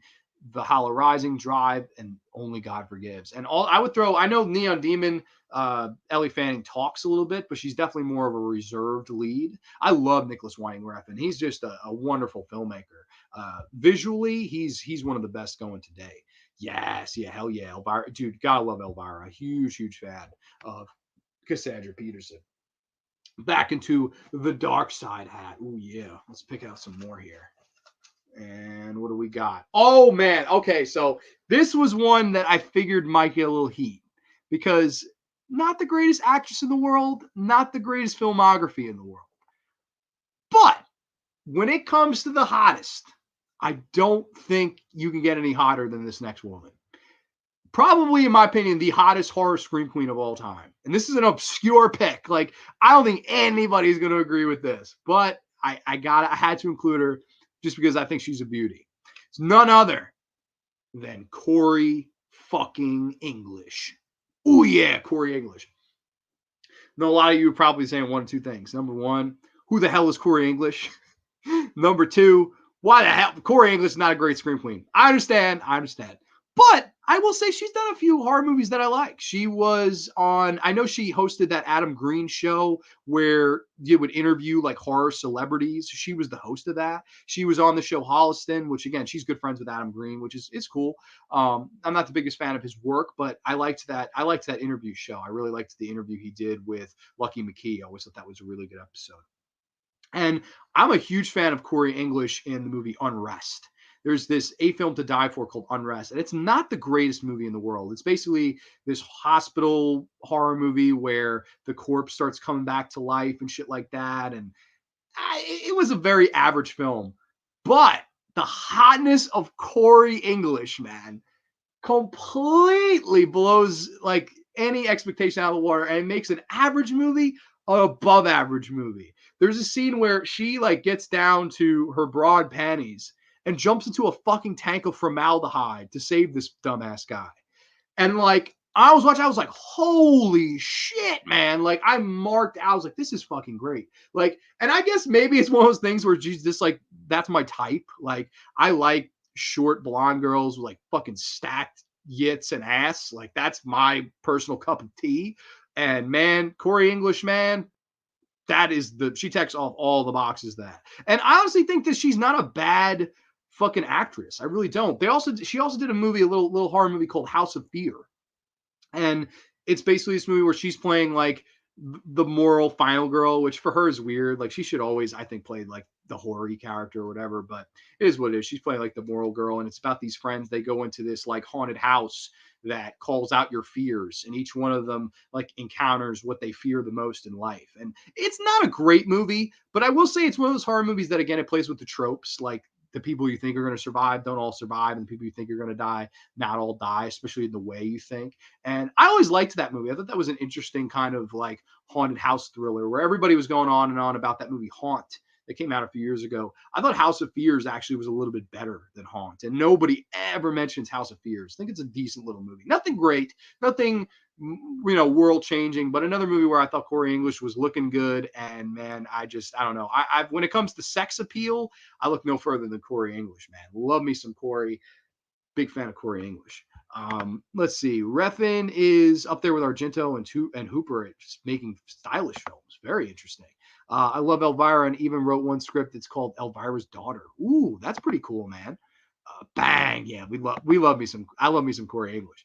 I'm in the first camp. I have no idea who Corey English is. Yeah, no, I get a lot of like people who are like, oh, what are some of your favorite, like, good looking scream queens? She'd be up there. She did a lot of like lower tier horror and definitely not like anything great. Like there's not a standout movie or anything, but I don't know. It's just like attraction wise, I'll watch a shitty movie if she's the star.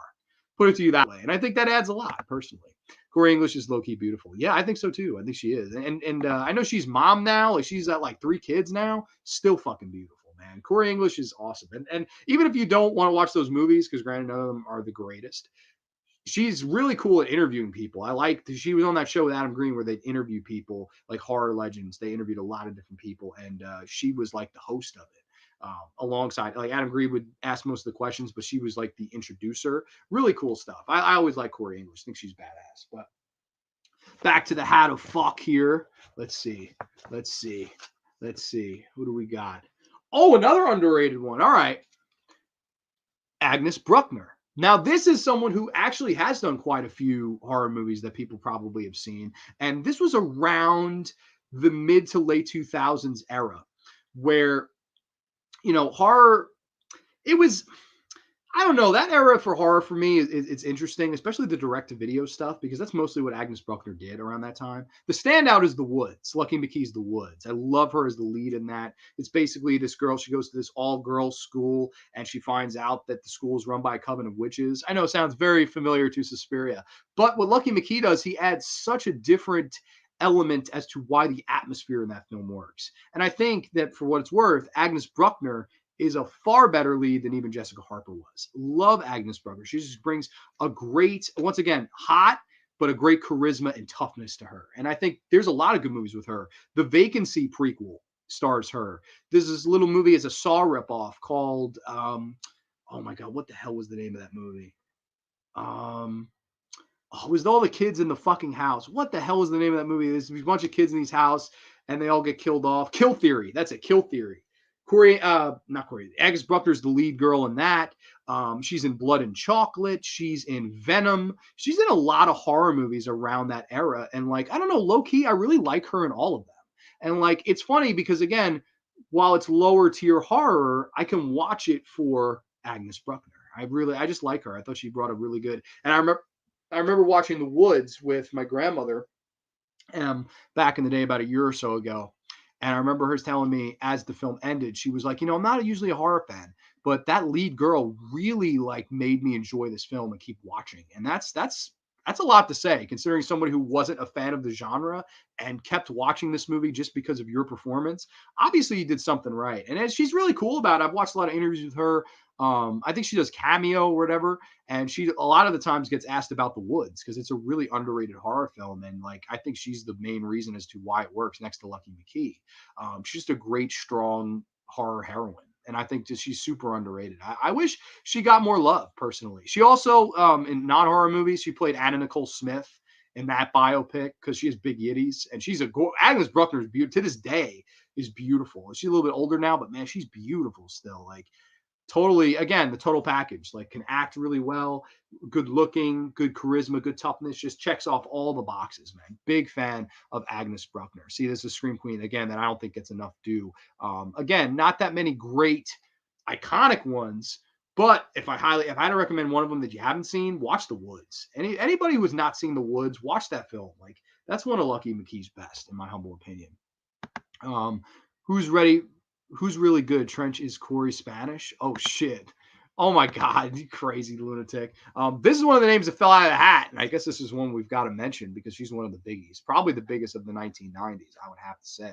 It is none other than Nev Campbell. Ooh, yeah, of course, the Scream final girl. And in The Craft, which I know a lot of people always go, oh, she was in The Craft before Scream. Yes, she was.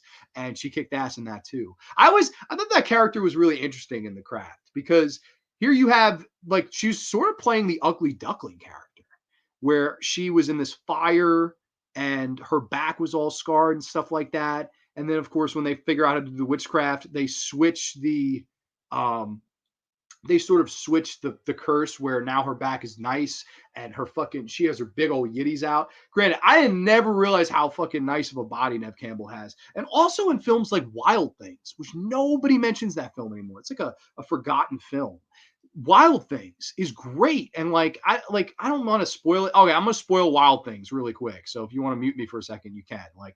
I have to talk a little bit about it because it ruins the movie, but a lot of it is because of her. The ending of Wild Things I always thought was pretty insane because it turns out that she was the mastermind behind everything that happens in the movie. And whereas you first think it's Denise Richards, Nev Campbell, and Matt Dillon working together, you learn that the entire time Nev Campbell was playing them like puppets.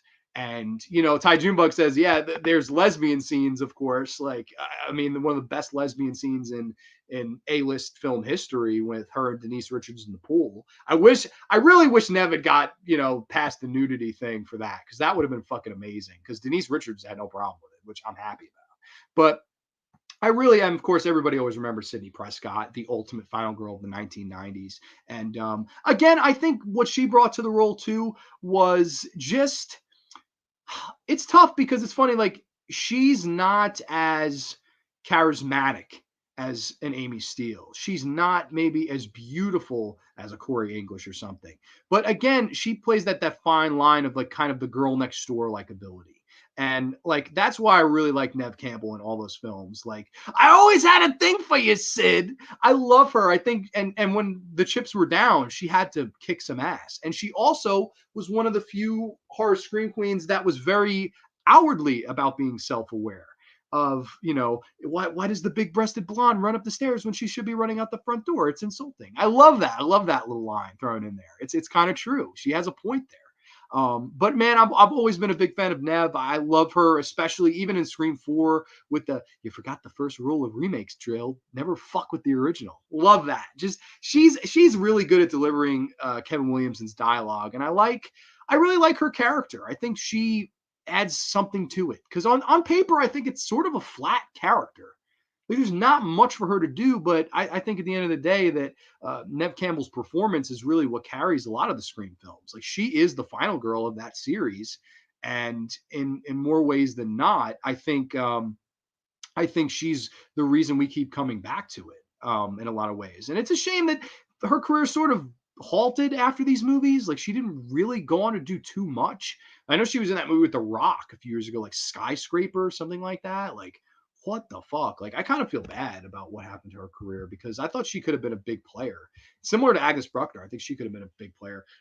I think Agnes sort of has had an old Hollywood look to her. When I see her, I could buy her being a star in the golden age. I think she would have worked much better in the golden age than she, for whatever reason, like never got past making B-list movies. Like, it's always a lot of like B horror, where I think she's definitely like, she's money to me. I think she's the total package. And like, I don't understand why they never tried her in like a bigger horror film. Even the Anna Nicole Smith biopic that went straight to Lifetime, I think, which is kind of shitty. Like, I don't know. I think she's just one of those actresses that deserves better. And I know that a lot of people said that she was terrible in that Nicole Brown Simpson movie where, where she's playing, I think Kendall or Kris Jenner. I forget which Jenner she's playing, but I don't know. I like her. I thought she had a really, really good performance in movies like The Woods and movies like Venom and Kill Theory. I like her a lot. I agree though. She would have worked much better in the 50s. She has a kind of like Marilyn Monroe look to her a little bit. Like, she's a beautiful woman. Nev Campbell kicks ass completely. Wow. Oh yeah, we learned that one already. Well, Robin Tunney really wants Nev's role in The Craft because she thought she butt the character better, and Nev was supposed to play the main, but the people behind it really wanted Robin as the lead. That would have been interesting, but I think at the same time, that was an interesting. I like to see Nev play a side character better there because that's one of the few where she is the side character, and I liked that. A beautiful girl like Nev was playing the ugly duckling, and she was very viable. You felt bad for her that she went through all that shit with the scarring and all that shit. And like when she comes into class finally with confidence, it's like, oh my god, like there's a bit of you that they're like is happy for her. And I think a lot of that is because of Nev's performance. I really like Nev's performance. If I was to say a director, I would say, Nev, you're beautiful. God made you beautiful. So let's show the world how beautiful you and Denise are. Yeah, no, man, that's like one of my only gripes at that film is like, go for it there. Really go for it. But I'm assuming that she probably just refused. Because if they asked Denise Richards, they definitely asked Nev Campbell. Like, there's no doubt in my mind. And part of me here's one I could open for a question for everybody. Do you think Nev would have done it if it was before Scream? Like before she hit her stride and being like more famous. Like, granted, I know after Scream, like 10 years after Scream, she was really doing nothing. Like, she was literally like, she wasn't like on Broadway. She was like a ticket taker on Broadway. Like, her career went nowhere after Scream 3. Like, she tried a couple passion projects. None of them got seen by people. I know she did the movie about ballet, and like that was her big passion project because she had done ballet a lot in her youth, but nobody saw that film, unfortunately. And then she sort of just kind of threw in the towel until Scream 4. I don't know. I wonder if she would have said yes if it was before the Scream hype. Because I'm thinking after that, she was like, I have a little bit of leverage, and my character by the end of this movie would never do this. But I think to pull off the full gag, nudity would have made sense there. In a weird way, I think, yeah, she should have. But I don't know. And unfortunately, we'll always have to just, fill in the blanks of that with our minds. She fit not, but Skyscraper with Nicole Smith is a better movie than Skyscraper with The Rock. Yeah, that's true. It's such a weird movie for her to show up in. Like she just plays The Rock's wife, and like had like no other, like she's just there to stand there basically. I don't know, but she was dope in Reefer Madness musical. I've not seen that. I had not seen that at all. That sounds interesting though. I've definitely not seen as much Nev Campbell's like other works, like her serious works. I've seen Drowning Mona, and I really like that film. I also there's one movie that she did with Danny DeVito and Kathy Bates, and it's called, oh my god, what the hell was it called? It was from the guy that wrote Meet the Parents, and it was fucking hilarious. It was like basically this her husband finds out that he has like these two long lost parents, and it's Danny DeVito and Kathy Bates, and like they fucking they come to meet them. It's one of the funniest like family sitcom movies of all time. Like it's fucking hilarious. I love. I can't think of the fucking name of that movie to save my life. But it's a classic. It's one of my favorite Nev Campbell movies. There's one scene where they're playing charades, and Danny DeVito and Kathy Bates are just going so over the top with it, and Nev Campbell's just sitting there like, oh shit, like that's a really really great movie. I wish I could think of the damn name of it. The Deed to a Woman You Should Make Her Trust You as a Director. Yes, and I think she really trusted Wes. I think her and Wes Craven really clicked, and that's why it's going to be interesting to see that next Scream movie. I'm not that interested, but it will be interesting to see how she works with them and if her performance is any different. Part of me just thinks she's just going to do what she did in the last film, like just more, the older Sidney Prescott. But I don't know. Part of me is just like, I don't know. I wish they would have hung Scream up. Like, just let Scream go. Like, it's one of those things that I don't know. I don't feel like that movie was necessary. But that's Nev Campbell. Absolutely love Nev. We've still got a ton of names in this hat, so I don't know. I might have to go a little bit quicker with these. But let's see. Oh man, this is another one I really love, and one of the original Scream Queens in my eyes, and it's none other than Barbara Steele. Oh yeah, love me some Barbara Steele. Of course, the one I always think of when I think Barbara Steele is Black Sunday, just because her look in that movie is just so fucking scary. Basically, that the opening scene of that movie, she's sentenced to death, and she's fucking like put to this thing, and they say, we're going to put the mask of Satan on you. And she cuts this whole promo. If anybody bleeds on my grave, I will be back. I will be back and better than ever. And she's threatening all these people before they kill her. They put this giant like spiked mask on her face, and this fucking giant guy takes this big ass sledgehammer and smashes it into her face, like piercing her face.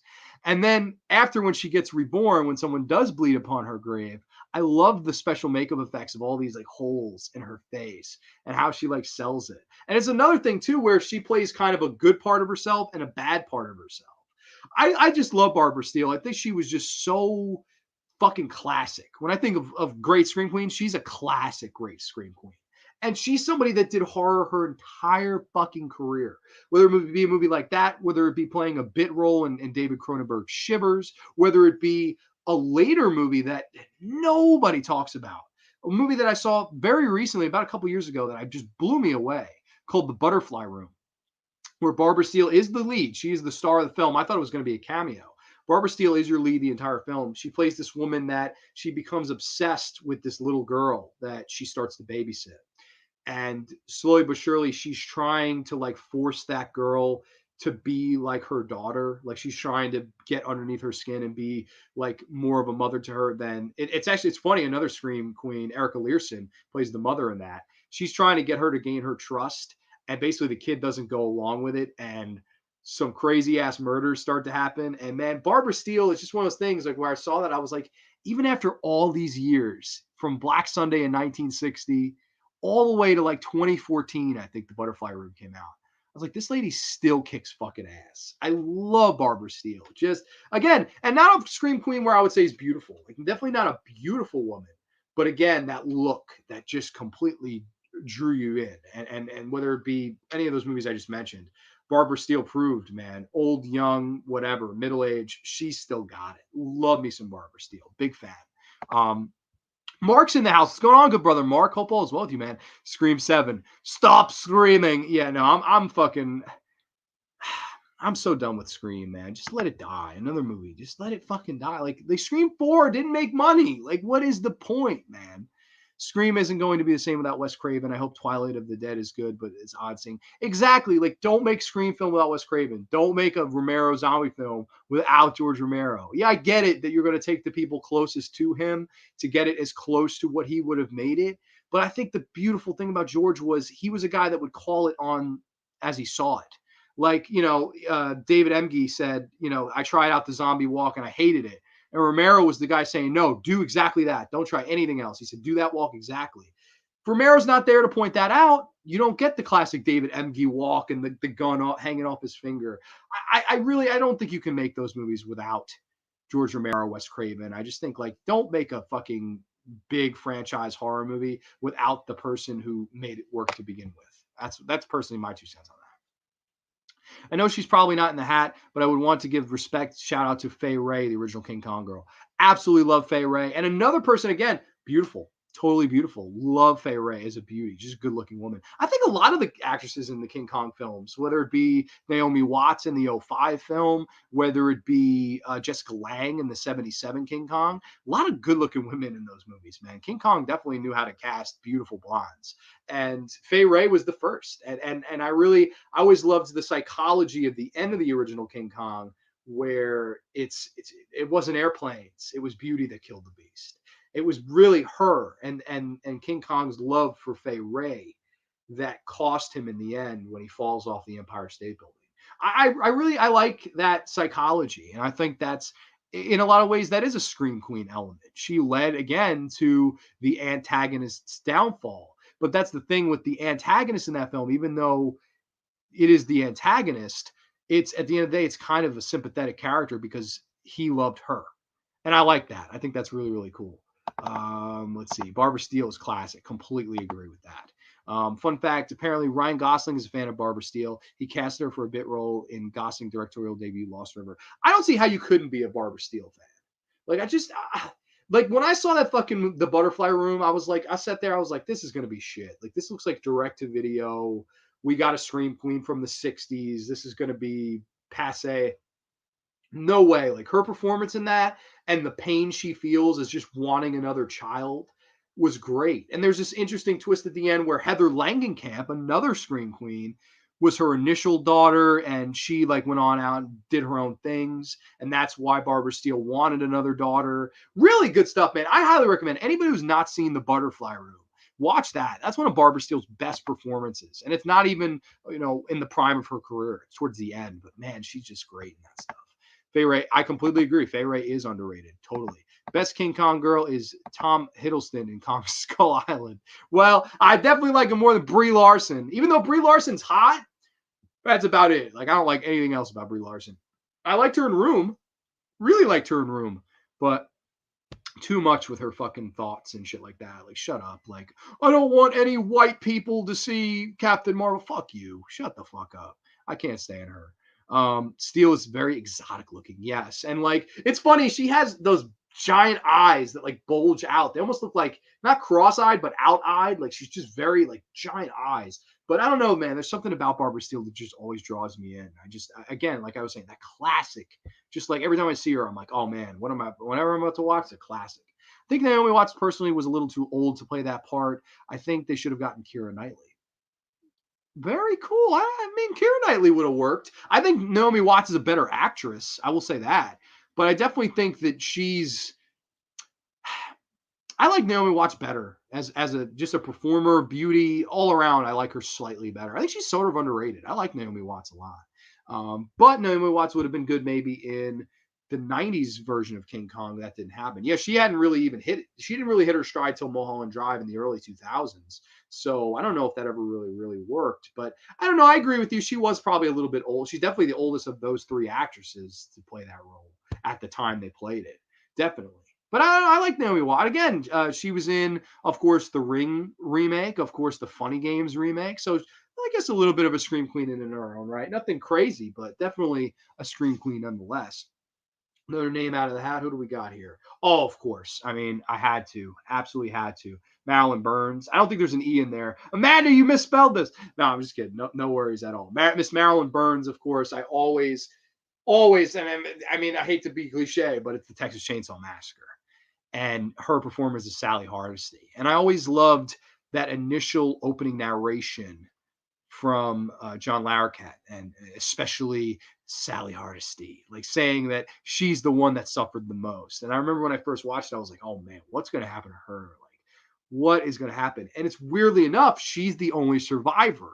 But I love how Marilyn Burns sells that she's never going to be the same again as the pickup truck drives away. That laugh of happiness that, yeah, I just got away, but now I'm fucking crazy and cuckoo in the head. Like, I love that. I just love how she sells that. And of course, the classic legendary dinner scene where she's screaming and Hooper does all these uncomfortable close-ups on her beautiful fucking green eyes. Just iconic. Great moment. And the stories of, oh, it was like 100 degrees in that room. I would dare to say there's no scream queen that went through a tougher shoot than Marilyn Burns in this, because you got to think about it too. It's not like she got Jessica Biel money. It's not like she got Jordana Brewster money. She probably got paid dick for this fucking movie, like nothing. And then someone saying in the comments, John Larroquette got paid a fucking joint. He got paid a fucking marijuana joint to narrate, and it's probably the best opening narration of all time. The guy wasn't even compensated with cash. He was compensated with another kind of green. But Marilyn Burns, man, I don't even know. I'm not positive what she made, like what her paycheck was. I'm sure it wasn't much. I'm really sure that it wasn't much. And man, for her to go through all that shit, I just, my heart goes out to her. And I always even loved her in stuff like Eaten Alive. And Aiden's mentioning here, really liked her in Eaten Alive. And I always thought that was really cool that she went on to work with Tobe Hooper again in a movie that's far more stylistic when it comes to like visuals and colors and stuff like that. Eaten Alive was a very interesting movie that Tobe Hooper made. And I know it's very divided. It seems some love it, some think it's a lost classic, some think it's piece of shit. But I always thought it was cool that she came back and reprised to kind of just work with Hooper again. And even though she didn't pick the best roles, didn't do the best movies, like whether it be Future Kill, which that is a piece of shit movie with Ed Neal actually came back for that too. That's a really bad movie from the mid 80s where it's her and Ed Neal actually as the stars. So they went full out TCM, but forgot to fucking include anything other than the actors that made TCM work. But yeah, no, I had to include Marilyn Burns. I know a little cliche, but just love her. One of my favorite final girls of all time. And again, another one that doesn't get enough credit for the beauty. I think she was a really beautiful girl. Like, I love Terry McMinn. Don't get me wrong. Terry McMinn is gorgeous in that movie. But man, I don't know. Marilyn Burns, I love me some Marilyn Burns. Had to include Miss Marilyn on here. Oh, hell yeah. The hell she went through that film, TCM, is insane. Her performance is so iconic. Totally badass. And another one of the initial final girls. I love Eaten Alive. Very underrated. I actually would not mind seeing a remake of that more based on the original guy. I always, the only thing with that film for me is Russell Brand. Like, I can never decide if I like his performance or not. I love Robert Englund in it. I love Marilyn Burns in it. It's his performance though that I'm kind of like, like because and I think he's a phenomenal actor. Part of me thinks that I know he was a big alcoholic. I don't know if he maybe was drunk. Like, I don't know if he was drinking on set, or there's some scenes where you cannot even fucking understand him. So I'm kind of iffy on his performance, but when it comes to the style of that movie, it's beautiful to look at. It's the most Argento looking Hooper film when it came to colors and stuff like that. And then he would transfer that atmosphere over to Salem's Lot, which I think is another great movie, another great Stephen King adaptation, great vampire film. I'm definitely more on the I like Eaten Alive, but I would say that Russell Brand, man, sometimes he could just hurt that film for me. There's sometimes where I'm just like, like I wish, part of me wishes they just told him to act a little bit more normal, but maybe, I don't know, he was just trying to go crazy, just went a little too far. I don't know. I'm very, I don't know. Maybe next time when I watch it again, I'll come up to my conclusion, but I've seen the movie a few times. I can never really decide whether I like or dislike Russell Brand in the film. I love me some Eaten Alive. That was the film that made me adore Tobe Hooper as a filmmaker. Cool. That's, everybody usually says, that Tex Chainsaw usually. Let's see. I think Marilyn Burns is average looking, but sometimes that works for a part. Do you have to find the average looking girls? Not everybody can be incredibly beautiful lead. Totally. Yeah, definitely. Let's see. That sounds like an average Russell Brand performance to me. Ha ha ha. Oh my God, you're right. It is Neville Brand. That's right. Okay, I'm sorry. It is Neville Brand. I'm sorry. Russell Brand is fucking get him to the Greek. All right, I've switched up my brands. All right, got the wrong brand. But yes, I'm sorry. Neville Brand. I'm sorry. See the preparation, all this stuff. But I guess we do have Ty Junebug here. That's totally who Mary Kay did the remake. I would be laughing. Dude, imagine if they remade it and he was the fucking. That would be fucking crazy, man. Like from Neville to Russell. Why not? That'd be a crazy little twist. And I would want a producer credit because I came up with the idea inadvertently. Yeah, the actor was drunk. Yeah, I don't know. Neville Brand's performance in that, I'm always kind of, I don't know. But yeah, no, sorry for the goof. That I meant Neville Brand, I swear. But I guess we'll move on from there. We'll move on from there back to the hat of wonderfulness right here. We only have a couple names left here. I can pull out. There's only 3 names left here. So we can run through these. First and foremost, I'd like to mention none other than Karen Black. Love me some Karen Black. A huge fan. And I think that, again, another Scream Queen that never really got that much notice or recognition because a lot of the stuff she did was like TV films, stuff like that. Like everybody remembers her in Trilogy of Terror, and everybody will tell you that's her best performance. And I love that. She plays 4 different characters in 3 different segments of this great anthology film. And in a lot of ways, it's really her biggest role because she got to play 4 different characters. Like she plays this normal scientist, she plays this crazy evil twin. Like there's a lot she had to do. She plays this sexy, seductive teacher that at first plays victim and at the end plays predator. I really like her performance in Trilogy of Terror because she had a lot to do. I mean, 4 different characters and she made them all work in different ways. So that's right there. I mean, great actress. But when I think of actresses and Scream Queens that can truly scare me, I look no further than her performance in Burnt Offerings. Karen Black in Burnt Offerings is fucking amazing. She is so scary in that film. Her, Oliver Reed, their chemistry as husband and wife, spot on. And it's very similar to the Jack Nicholson in The Shining, like slowly descending into madness. Karen Black does that in Burnt Offerings. She slowly descends into losing her fucking mind. And again, did it before The Shining, which I thought was really quite something. And I don't know, man, like always scared me. Like I always loved I've been waiting for you, Ben. Love that shit, man. She's just super, and we can't leave this house. We're obligated to this house. Just love that. And of course, in House of 1,000 Corpses, where she plays Mama Firefly before she was replaced by Leslie Easterbrook, who I think did a great job too. We'll see you in fucking hell. Love Leslie. Leslie Easterbrook is a goddess. But I liked Karen Black slightly more in House of 1,000 Corpses just because I found her a little bit more scary. Again, like Karen Black was just great at getting underneath your skin. And like, again, not an ugly woman, but definitely could fucking scare the shit out of you if she wanted. Like when she got into a role and played an antagonist, oh man, she could really creep me out. Like I think that's really an understatement when I say that bitch could really scare the shit out of you. And Karen Black is one of those people. I just absolutely love it. I'm a huge fan of Miss Karen Black. Big fan. Highly recommend her performance in Burnt Offerings, Trilogy of Terror, House of 1,000 Corpses. She's done tons and tons of really, really good horror. And I don't know, I feel like she always kind of gets skipped over when we talk about great Scream Queens. And she was just a great performer overall, like her entire career, whether it be horror or not. But I kind of look at her as a low-key Scream Queen. Really like Karen Black. I just wanted to give her a little bit of a shout out on this show. To be fair, I could kind of see Russell Brand. That would be fucking hilarious. If it did, I would totally say give Rocky Grande credit, even if I have to hire you on the set as a minute just to get the credit. Dude, totally. I would totally take that job and just like I would tell Russell Brand the story of what just happened. I'd be like, I was actually using your name as to compare you to a shitty performance from Neville Brand, and that's literally why we're all here now. I would love to tell him that. I don't know, that just in an alternate world now, I want to see Eaten Alive starring Russell Brand.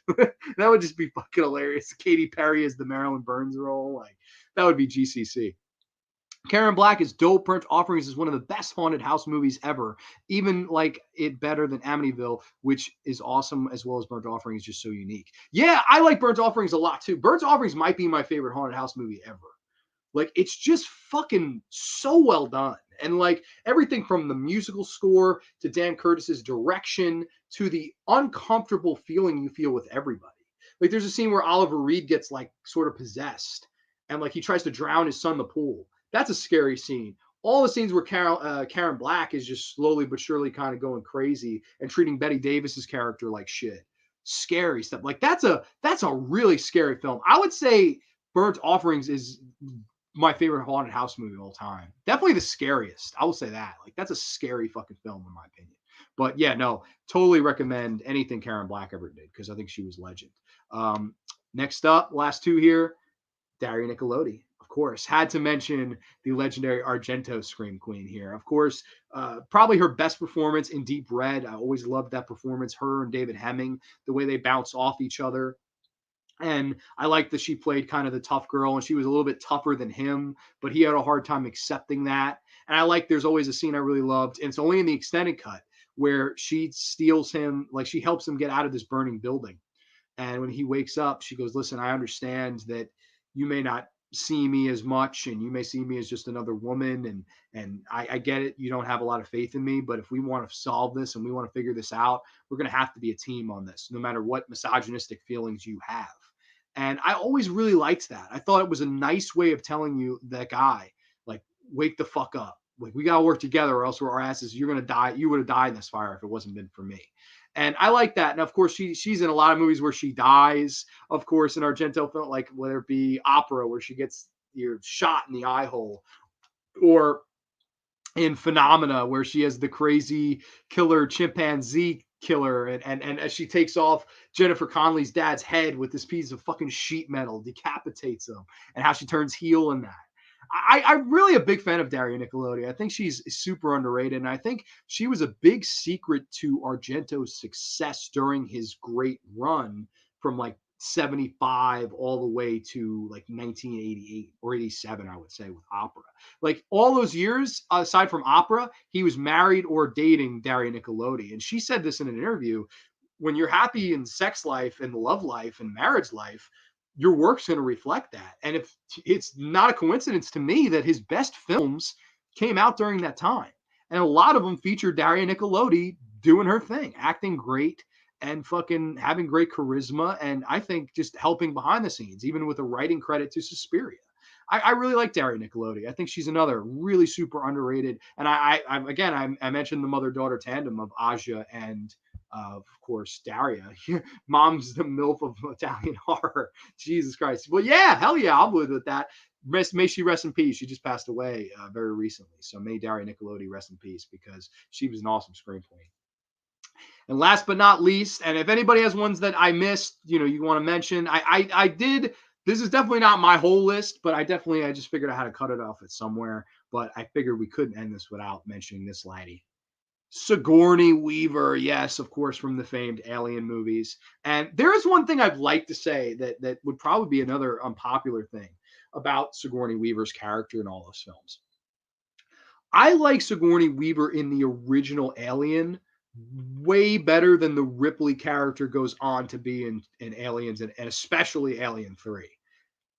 Because, okay, so in the first one, in Alien 1, I liked how she was the more reserved party. And there's the scene where they're trying to get back on the ship and she says, if you come in here, we're breaking all sorts of quarantine procedures. I'm sorry, but we can't let you back in. I like that. And I like that she's very much more, even though she's strong, like she is in the other movies, she's not as overtly strong. And it's not as much of an action hero like she becomes in Aliens and even Alien 3, where I'm going to sacrifice myself, blah, blah, blah, whatever. I don't like that movie. In Aliens, she becomes more of like an Arnold Schwarzenegger badass. Whereas in the first one, I liked the more reserved final girl who was playing it smarter. Like, let's not break quarantine. And that's the whole brilliance of the original Alien film. The entire movie is the horrors of not listening to one another. Had,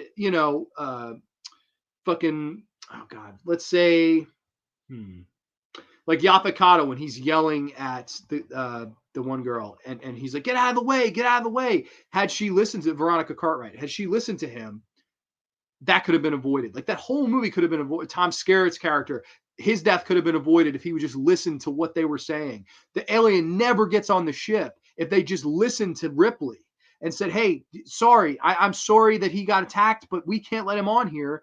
We can't endanger the rest of the crew. The entire movie is just lack of communication, and that is really prevalent to this day. There's not a lot of communication in this world, and I liked that the Ripley character was the one saying, hey, if we can't communicate, we're all going to crumble. And that's ultimately what Alien is. It's that failure to communicate, which leads to every single person's demise, except the person that offered it. And she has to watch them all die around her. This is Ripley, last survivor of the Nostromo, calling out. I love that character. And then in the sequel, I like that they make her more Arnold Schwarzenegger. Like they make her, get your hands off her, bitch, the Queen Alien and Newt and all that stuff. They make her far more like an 80s action hero. But I definitely like her more as the reserved, laid-back Ripley in the first Alien film. Sigourney Weaver is awesome. Completely agree. I want to gift love, have somebody who's going to be reviewing the Friday 13th movies. Oh, yes, I saw that. It's going to be really awesome. Jennifer Cook, the hottest Friday girl, Megan and Jason Lives. Love her. Think she's awesome. Definitely one of the best looking. And it's sad that she didn't go on to act much. I think that was one of her last film credits, I think. And I've never seen her do an interview for that film, which is weird. Best, like, hottest Friday girls, I'll go Judy Aronson in part 4, Debbie Sue Voorhees in part 5, and I really like the girl in the remake, Juliana Gohl. That's a beautiful woman. I actually also really liked the bitchy girl from part 7, like I can't forget the fucking character, the Melissa character. Fucking really good looking woman. May she rest in peace too. She actually passed away too, but I've heard she was cool as hell. Really liked her. I liked Sigourney Weaver. I mean, even look at something like Ghostbusters. Yeah, exactly. The Gate Master. I fucking love Sigourney Weaver in Ghostbusters. Rick Moranis too. I think he was a big reason as to why Ghostbusters worked.